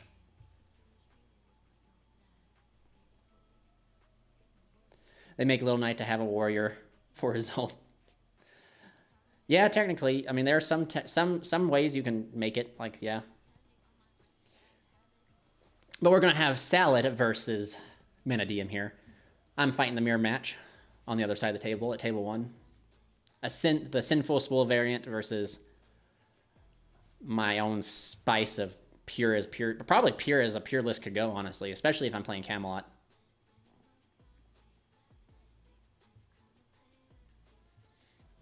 But yeah, at Little Knight, Little Knight's one of those cards that just has to go.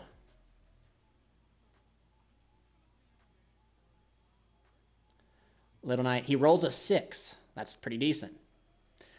I think there's just a lot of cards, and like, see, that's kind of crazy. Like, Konami knew what they were doing. How's the mirror? I have nightmares of the mirror and are thinking about siding Reaper for it. My mirror went extremely well for me, but it kind of just comes down to the better player. I know that I know where to disrupt. I know in-perm. I know where to in-perm. The only thing is when I know that I'm going second, I know that they go full combo, I need to have like other hand traps. Like droplets ain't going to do me nothing. Dark Ruler ain't going to do me nothing. So like I side in Kaiju's so I can Kaiju the Charles that has Angel Ring equipped and stuff like that. It just comes down to like understanding the deck and stuff like that. And knowing like, since I know where to hit. So the big glare spot is the level 6 mana Diem, which is pretty crazy. This card turned the deck into a 1-card combo.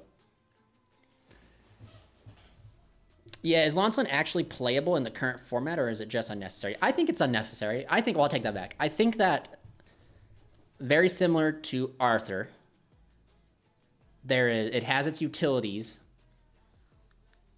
but it's not exactly necessary. It can have instances where it could come up. Like, I'm trying to think. There's a Lancelin line that plays underneath Droll, but I think the deck already plays underneath Droll pretty well, so you don't have to take the extra deck spot for it.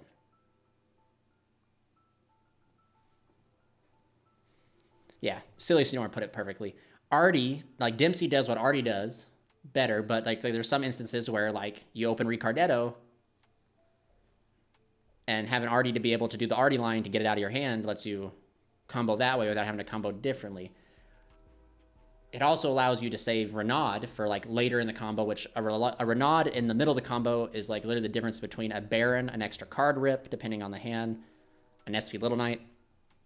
But Artie's not necessary. You can combo without it completely. You can actually cut it from, you don't even need to play it, period. There's actually the argument with all the new stuff coming out, like the new Firelink stuff coming out, that Artie, like if you play Artie, there will actually be no justification to probably play Arthur. Me and HB were talking the other night about the new Link 3 and that Link 4 Armorwell card might be seeing some play. So the bad thing is my buddy Jason's comboing here into Manadium.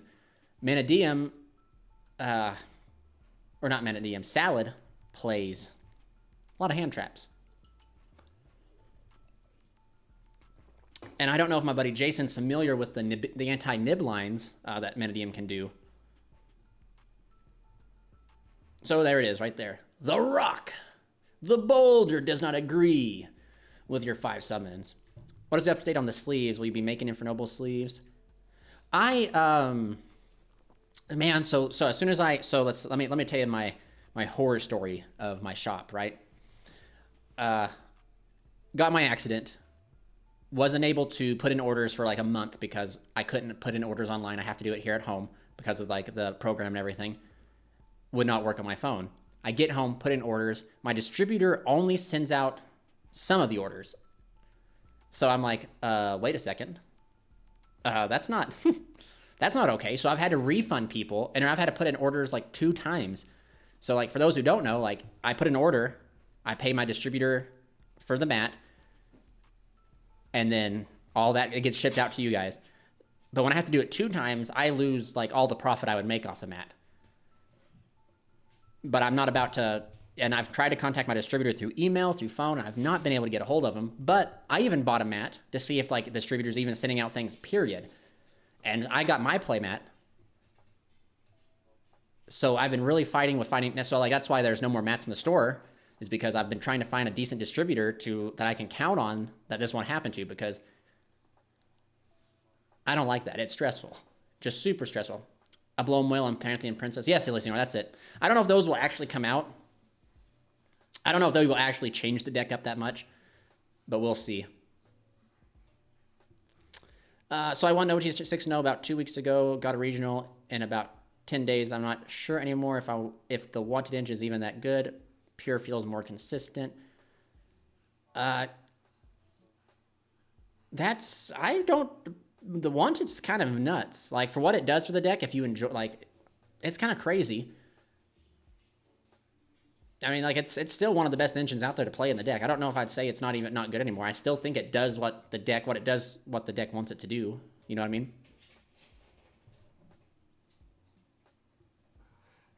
Yeah, so this Senior kind of put it kind of perfect. The deck naturally has the ability to have Gearfried insurance, right? And you can get to that really consistently. But if you play the wanted engine, it allows you for when those certain instances happen where things don't go according to plan, where maybe like you normal summon your Ogier, right, and you try to dump Gearfried and they ash you, and then you try to combo through it and you get nibbed because they open ash nib, but you have the wanted to be able to push further through it. So the Infernal Knight disc is super hyped for the Princess. I'm not sure if the current plan includes the whale, since you can Charles pop, not be locked if we don't want to be. See, that's what I was struggling with, is the Link 3, like we have to be able to link off into, because the issue with the Link 3 is like, so we link from Isolde up into it, right? Because currently the best Link 3, hands down for the deck, is Rattan, and Rattan's just SP at home. I'll say it 100 times. SP at home is Rattan. But that's because Rattan gives us those two arrows pointing down. The Princess only gives us one arrow pointing down, so it literally shuts off all options in on double Charles. So like you almost have to have like a fire link to go up into. I guess technically, like you were saying, like there's combo sequences where you could like do Charles underneath and pop the Princess, and then make another Charles on top of it. But that just seems, I mean, you do get the disruption of the Princess because the Princess then can come back.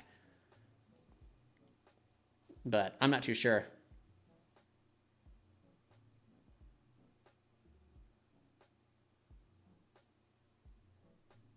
I was just watching the Manadia match, and he was using Runeheart's effect targeting the Scareclaw Lightheart to special summon, but that's in legal play.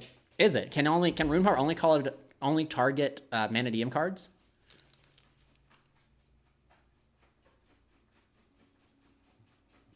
I had no clue. I thought Runeheart was very close. It was just a quick effect Visas. It could target any card. Thank you, Nico. Appreciate it. We'll have to, maybe after this we'll go and we'll hop into Omega and we'll see if we can do some quick sequences with the Princess. It's interesting because by the time we get the Princess, our deck might not be even the same deck. It might be a completely different deck, you know what I mean? But I think our poor Manadian player lost to Salib. Lost to Nib and Ash, or I think it was not even Ash, it was just Nib. Nib's just rough, man. Only 1521 stat monsters or Manadium. All right, thank you, my Monique. I'll let them know. Because yeah, that's why they can pop the own like Rykart. They can pop Rykart because it's the 1521 stat. Which is why Calarium conflicts sometimes, because it makes everything bigger, so Runeheart can't pop anything that's not Manadium. I see it now. Normal summon Rykart. Rykart effect to go ahead and grab the Claw. It's going to meet an Ash Blossom. He's going to be able to link it off into Lightheart. Lightheart's insane. And the fact that Lightheart's not like, you can Lightheart into Lightheart, pretty nuts. I opened like double in. I totally didn't know that, and I opened double in-perm. So I in-permed one Lightheart. He made a second one, in-permed the second one. And I was like, come on, man. Come on. But he was testing 3. Lost a die roll. He gave me the spinny and then flipped a floodgate. Oh God. Yeah, that's kind of crazy that they can give you their monster and then like floodgate you with like Rivalry or Gozen or something like that. And it's consistent that they can do it. I mean, the only thing they have to hard open is literally Rivalry or Gozen. If they see that, they just do their normal combo and then you're locked, man. You can't play.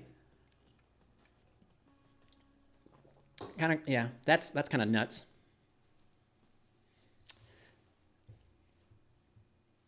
Yeah, Eloy.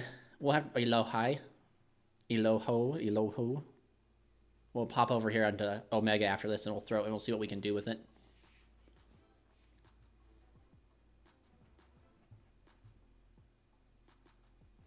because we were talking about it last night, and the Link 3 is actually... Link 3 can do some crazy stuff.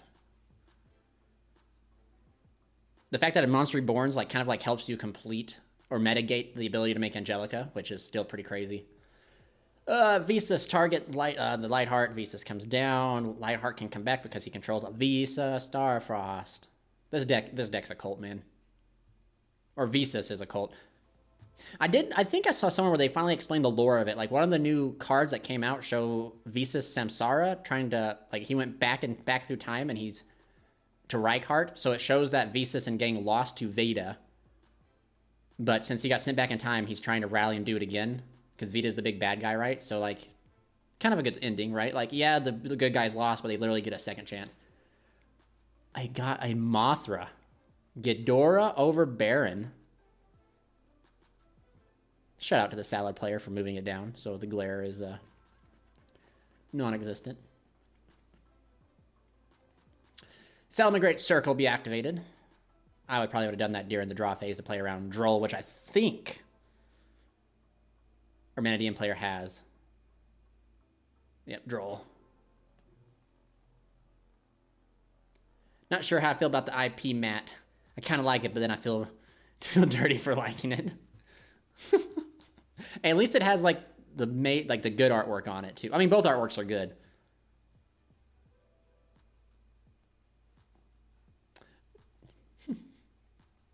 I'm sure Silly Senor, a few Yu-Gi-Oh players wish they were the bike. Heck, I might wish I was the bike man. Inperm onto the Gazelle. Gazelle cracks into Lightheart. Set one. Well, he gave him a Kaiju, which is okay because the Kaiju is pretty big.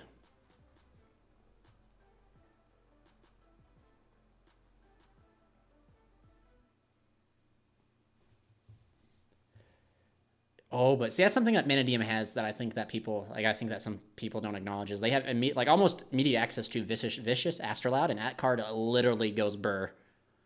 That card's going to pop the Gazelle, gain half the attack, and then it's just huge. I just feel like Manadium can lose to itself and Droll. I feel like it loses to itself and Droll. And that's why I kind of steer away from it, is I don't like a deck that can lose to itself and that lose to one powerful blowout hand trap. But Inperm on the Astrolabe. Why didn't he just activate it on the pop? Why didn't he just chain it to Astrolabe's effect to pop so he could keep the Gazelle? You'd take less damage that way. I'm trying to see what's in the Manadium player's hand. Oh, he's linking two. All right. God, if he makes Little Knight. He makes Little Knight.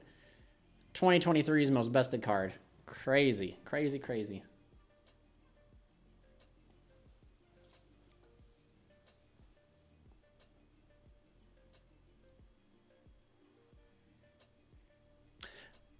Silly, you could be correct. He could have a Will or something in hand.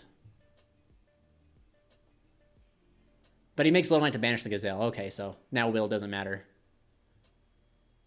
Another Kaiju. Another one. And he has... The Mothra is like, to the light, brother. Put me to the light.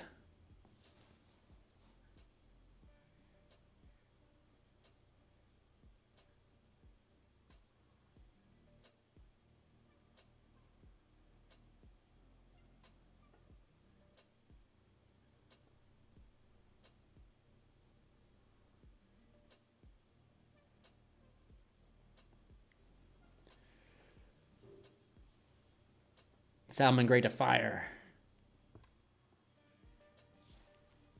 And we wrap it up here. He just scoops it up because there's too much. And that's it, man. So again, that was their locals. Like I said, that was just a 3-round local, not too crazy. But yeah, so let's hop on over to Omega real quick.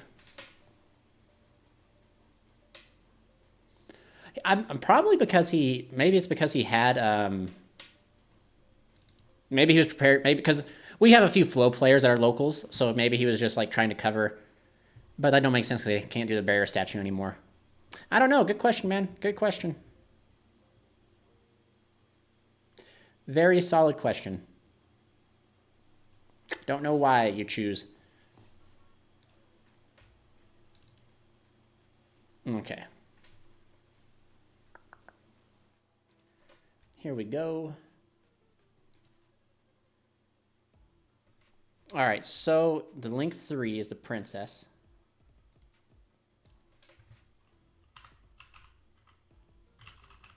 There it is, Promethean princess. And then there was someone in chat said the whole Amblo whale.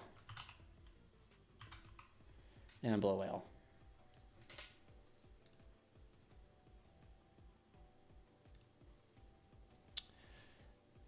Amblo whale. So then let's just do a standard. Let's just do the standard 1-card combo. And see like what that like what does it change like the 1-card combo can do?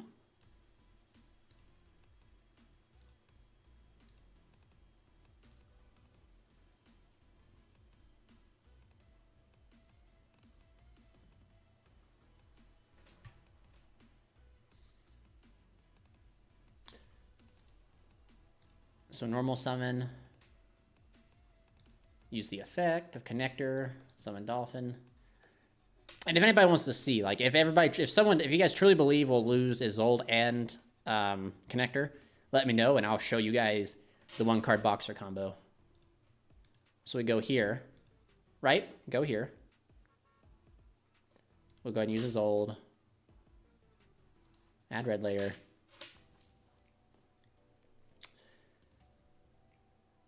Activate the effect. Send 4.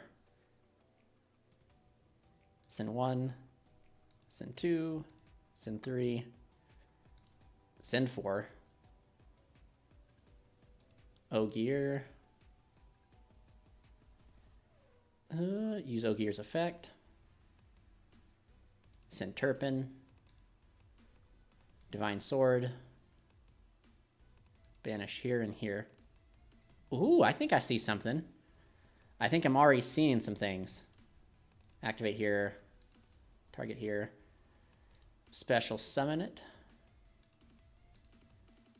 Then we make the Dempsey.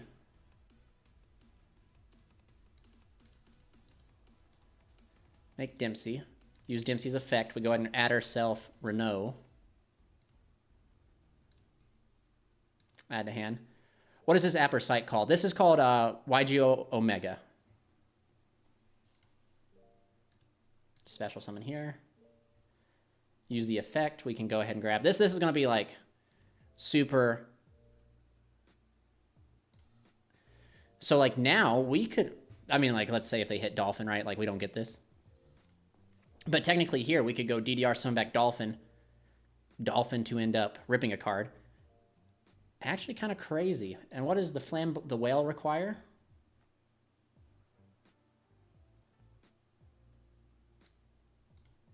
Technically we could rip a card here. We could activate, we could technically rip 2 cards. Dang.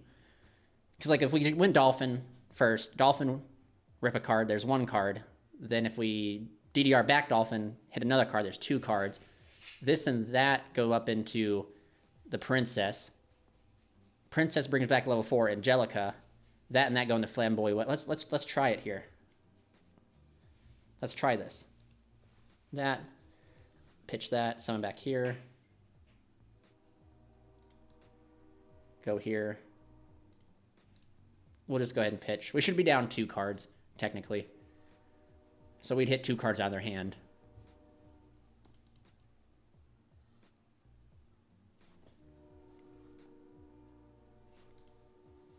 Right? And then we do the Princess. Special on Princess. Go here.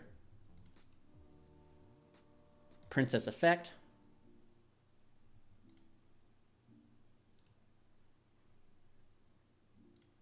Summon back here. Doesn't matter.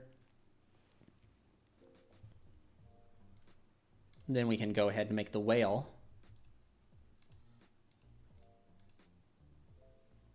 Make whale. Then we make Angelica. Angelica, add the field spell. No, I don't want to activate a effect.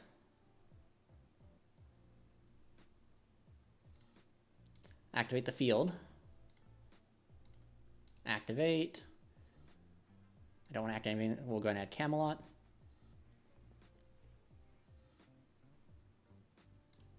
We can go ahead and activate Divine Sword. Banish 2.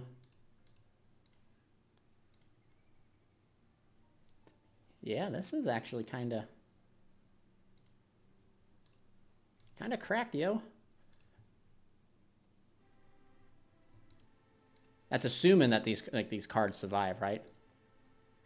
And I can send Gearfried, summon Roland.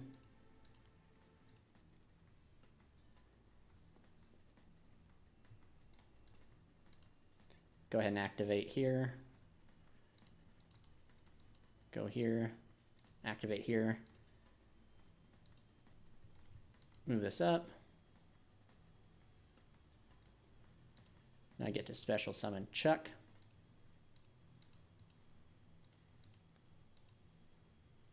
Kind of crazy. We can activate Camelot. Activate Camelot here.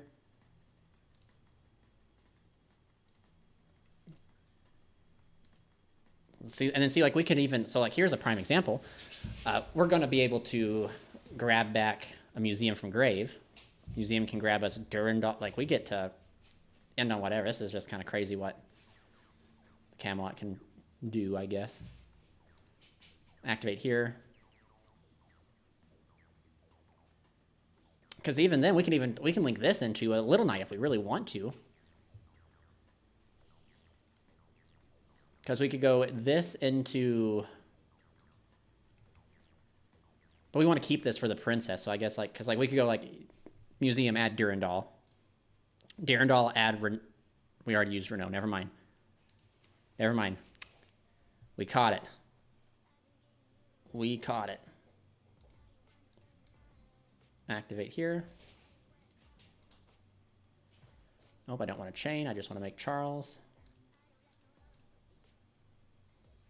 We want to go chain link 1 here. Add back this. Chain link 2 will be Chuck. Equipping Charles. Go here, add this back. Don't want to use Charles' effect to pop anything. We're okay. Then we can move this forward. Go up here. And then we can activate here, target here. Man, call by, it cracks me up sometimes, these games, right? Like, they're like, you want to call by your own thing? Go here. Nope. I think I misclicked. I misclicked. It's okay. We can go here. We can solve this board because I'm an idiot, but we can still get...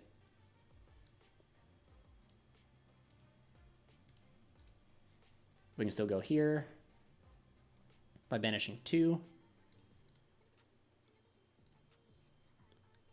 Then we can just go ahead and smack down Phoenix Blade here. Yep. So then we go to the end phase. We have a bunch of things happening. Angelica come back.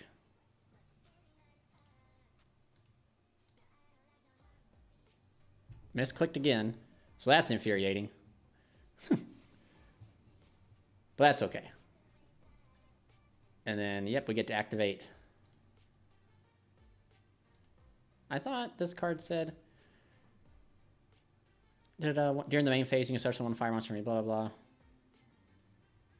If a monster is special summon. Okay, gotcha. Which is bad representation here. I like to banish Isolde in the graveyard just in case of Bastille. That is a good idea to go ahead and get Isolde out of there. But yeah, so like technically, let's see, this board is still the same amount of disruptions if you had Little Knight, right? You'd have 1 negate, 2 negates, 3 negates. You'd have Angel Ring, which is 4 negates, a pop, which is 5. And then since you have the Promethean Princess, that's 6. And then this card, it said if this card is destroyed, you can target one Link 3 or lower monster in either player's graveyard, special summon it. If a Link 3 monster you control on the field. So like this lets you Monster Reborn Isolde, I think, right? Like this right here can reborn Isolde. Did I read that right? I just want to read this card. If this card is destroyed, you can target one Link 3 or lower Link monster in either gears. Wow. So then like when they special summon something, the princess comes out. You don't have space, never mind. You wouldn't have any space to even do it. This board takes up everything, because like Princess comes out, summons here, pops this can reborn, but there's nothing to reborn. Kind of crazy. Kind of nuts. I think so. I think it's kind of crazy and nuts. And that's just with a one card. That's just like one card combo. Arguably, Blue Chuck, yeah, man, it can get anything. Arguably, Camelot, by giving us that extra negate, gave us too much to utilize the princess to the full material. Not utilize. We still get to utilize princess. Because princess comes back as a disruption, right? If I remember right, princess says it comes back. I've read this right. You can try one fire monster you control and one monster your opponent controls and destroy them. So technically speaking, chat. Really serious question. Maybe you guys can answer it. Can Princess come back, target Angelica to destroy it, Angelica get out of there, and then I get to destroy a card they control, and Angelica gets to dump and banish? Is that possible? Is that a line?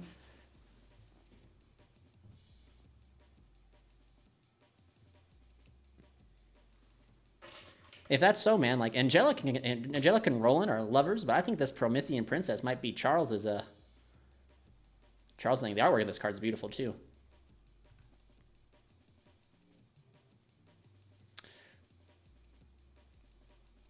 So Promethean says you can target one fire monster you control and one monster your opponent controls, destroy them. It says destroy them, so I don't think it could.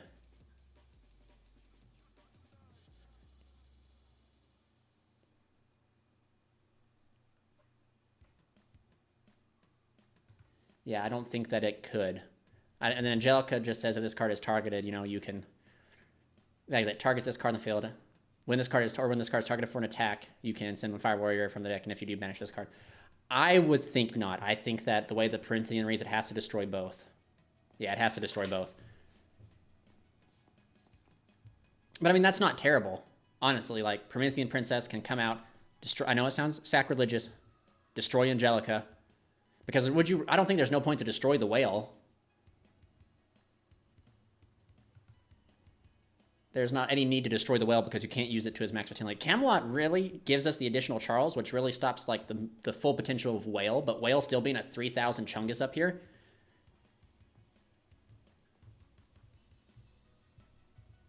Yeah, that sucks. Because that'd be cool if you could target Angelica, tag out, dump Malgus, banish, so you get to destroy a card they control. Trigger Angelica to draw a card, and you still just have so much. But, yeah, it just allows us to not be able to use, like, Whale to be able to, like, special summon something back. But, I mean, like, is that truly a bad thing? I don't think so. It's a 3,000 attack monster, so, like, literally, you get to keep the Whale, which is huge. And then, like, look at, I mean, like, the inboard's pretty crazy, too. Could you destroy an equipped? Target one fire monster you control. Could you target an equipped? Like if Malgus is equipped to it or like Roland's equipped, can you target? I don't know, because aren't they technically, I mean, they're technically, they're monster cards that are being treated as spell cards. I don't know. I don't know if you could do that or not. That would be kind of crazy. Like in phase Charles equip Malgus. Well, Charles will pop Malgus, but like, say you've already used Malgus by dumping it, you can equip it during the in phase to Charles, and then during their turn, you can pop it with the Promethean. That'd be kind of crazy.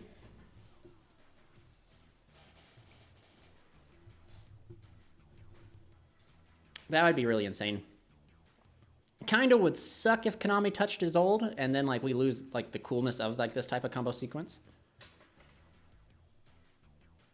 But so we have a pop. That'd be insane, but sadly, equipped monsters are no longer monsters. But that's what I was thinking. That would be insane. So we have a pop, 3 spell. Technically, we'd have Angel Ring here, so we have 3 spell negates. So we have 3 spell negates, a monster negate, and so we technically have 6 disruptions through all that. And that's not even getting to use the cool ability of the whale. If we had one less Charles and you don't play Camelot, you technically could use that. Use Promethean, pop the whale, whale reborn is old, and then you have follow up with his old. But like, let's be honest, like this is your opponent. Is it even going to matter? Is it going to matter at all? It isn't going to matter, period, because you have literally you'll have because like, let's just go ahead and do this. Because at the start of your turn, you get to fire off Museum again or Camelot, activate the round table, grab yourself anything you want, but we'll just grab Museum. And then you activate Museum, and everything becomes 38, 35, 35. So like you just have so much damage.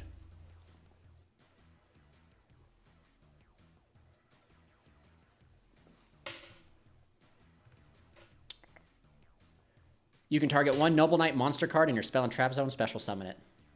Also, if the activated effect, well, yeah. I don't know, man. Not too sure. Not too sure.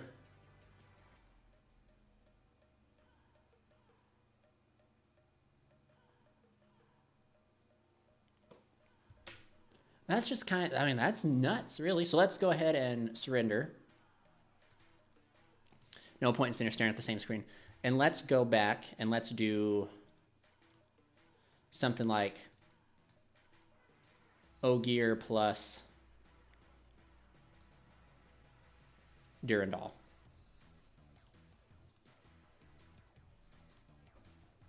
And see what that does for us. Because this is like the anti-Nibiru line. So like I like to see how those cards implement. Can this card be used in every combo line? Let's try it. Normal. Use the effect. Go ahead and send here. Activate. Go here. Activate. Grab Renault. Future seeing, I don't see this being able to work this way, but we'll see.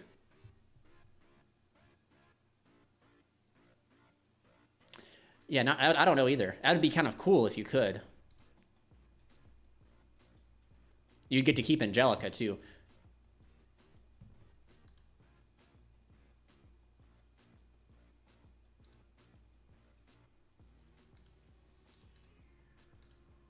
Isolde effect, add red layer. Then let's see here. We could go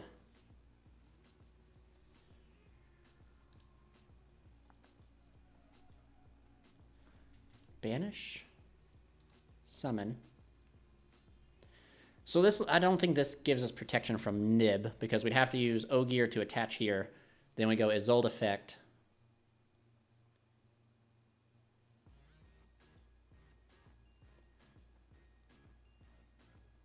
It's almost like we have to go Isolde, send 1.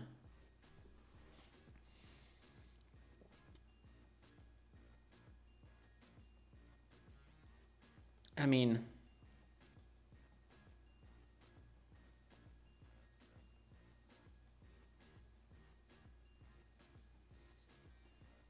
we go Isolde, send 1, Ricardetto bring back Ogier, Lincoln to Promethean Princess, do that, make Charles pop Promethean Princess, get it to the graveyard.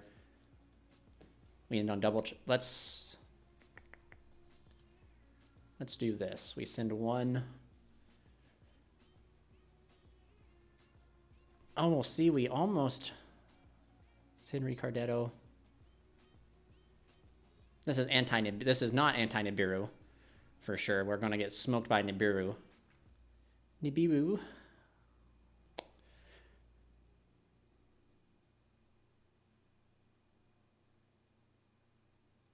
As soon as you start, you don't have to pop with your own effects. As soon as you start losing monsters on your field, you can start resolving your second layer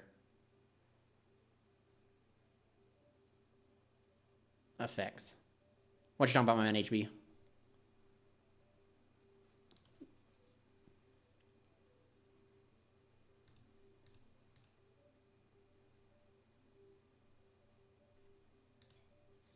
Ricardetto, bring back here.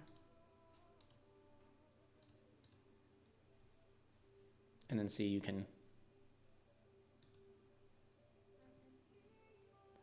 Oh, Ricardetto warrior locks you. I forgot. She's not a warrior, she's a fiend. So then there's no point in even... Yeah, so this line right here. Yeah, this line right here. If you want to play Protect under Nib, you would attach here. You'd make Angelica instead of Isolde and go that combo sequence.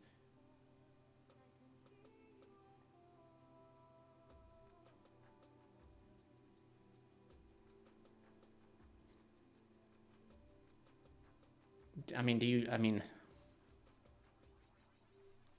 yeah, that's interesting. Oh, Wailing Princess, got you, my man. So, yeah, let's do that. Let's run this back and try this one more time, and go Angelica and see if there's a way for us to do Angelica stuff. Again, to Isolde. You still get warrior locked. There's just this combo line right here just gets you to Charles. Yeah, would just get you to Gearfried Charles with the possibility to make a second Charles. You don't get to utilize the Promethean or the Whale. Interesting. Yeah, because you normal summon, use the effect, send gear, activate, go here, grab Renault. Yeah, that's kind of crazy.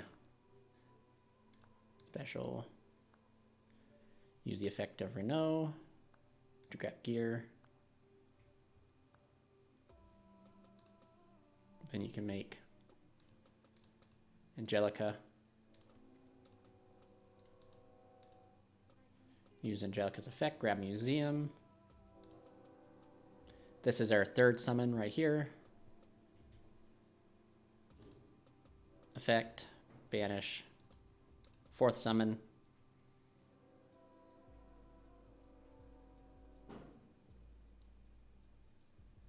I wonder, one second.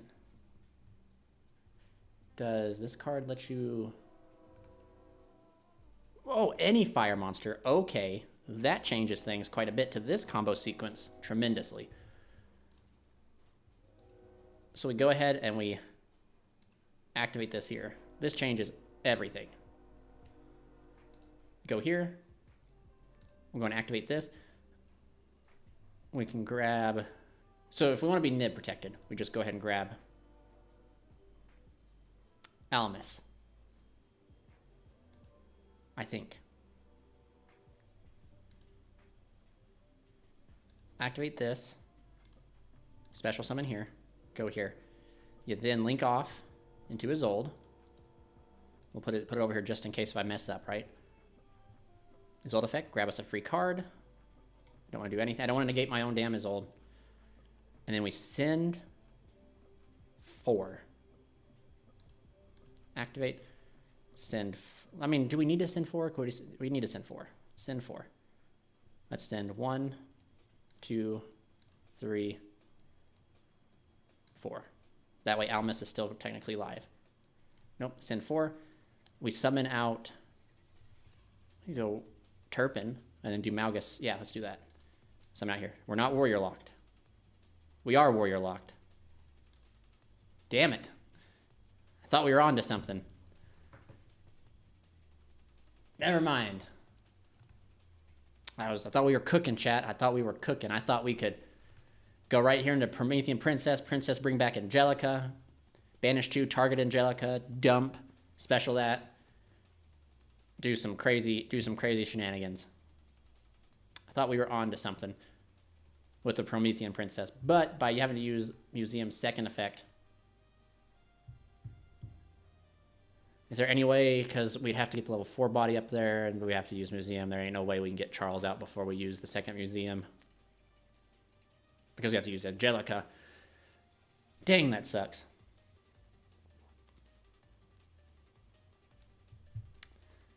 That sucks.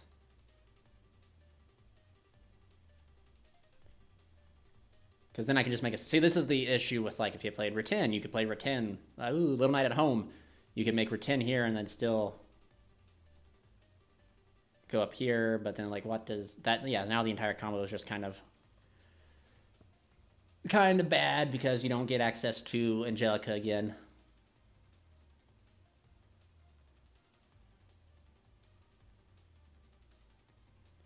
That kind of sucks.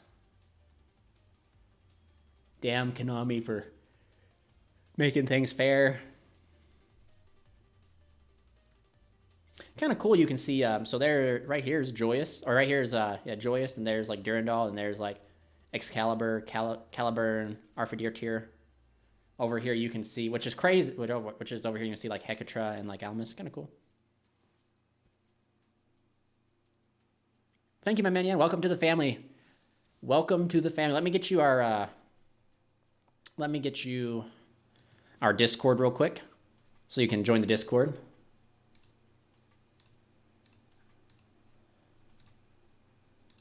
Love to have people join the family.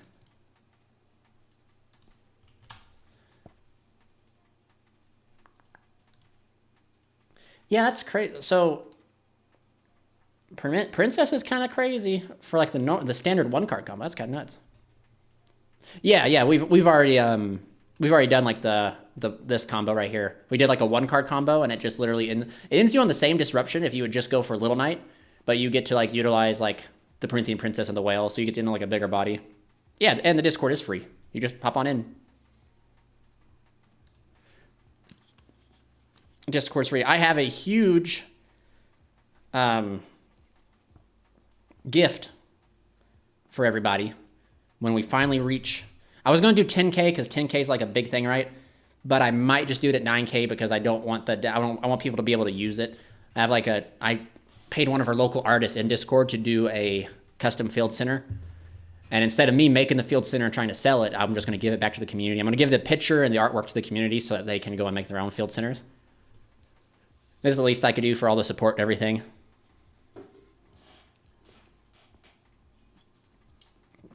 But let's go, yeah. Yeah, well, dang. Dang. Kind of crazy, chat. Kind of crazy. But I think we'll call it stream here, guys. I'll do my best to try and stream tomorrow. If not, I'll stream Thursday. And we'll probably do some Omega grind. Maybe do some test hands and stuff like that. Answer questions. I like to remote duel. I know Wednesday, actually, so Wednesday, Just Nuts is going to, he wants to get together and duel. So maybe I'll stream tomorrow and we'll do it in the evening and we can like remote duel and everything and do some live testing and all that fine stuff. So, but it's going good, Ryan. Hopefully you're doing well too, my man. But your boy's going to go get some food and call it good. But, all right, guys. You guys stay safe, stay healthy. Thank you guys for watching. This is Team COG signing out, man.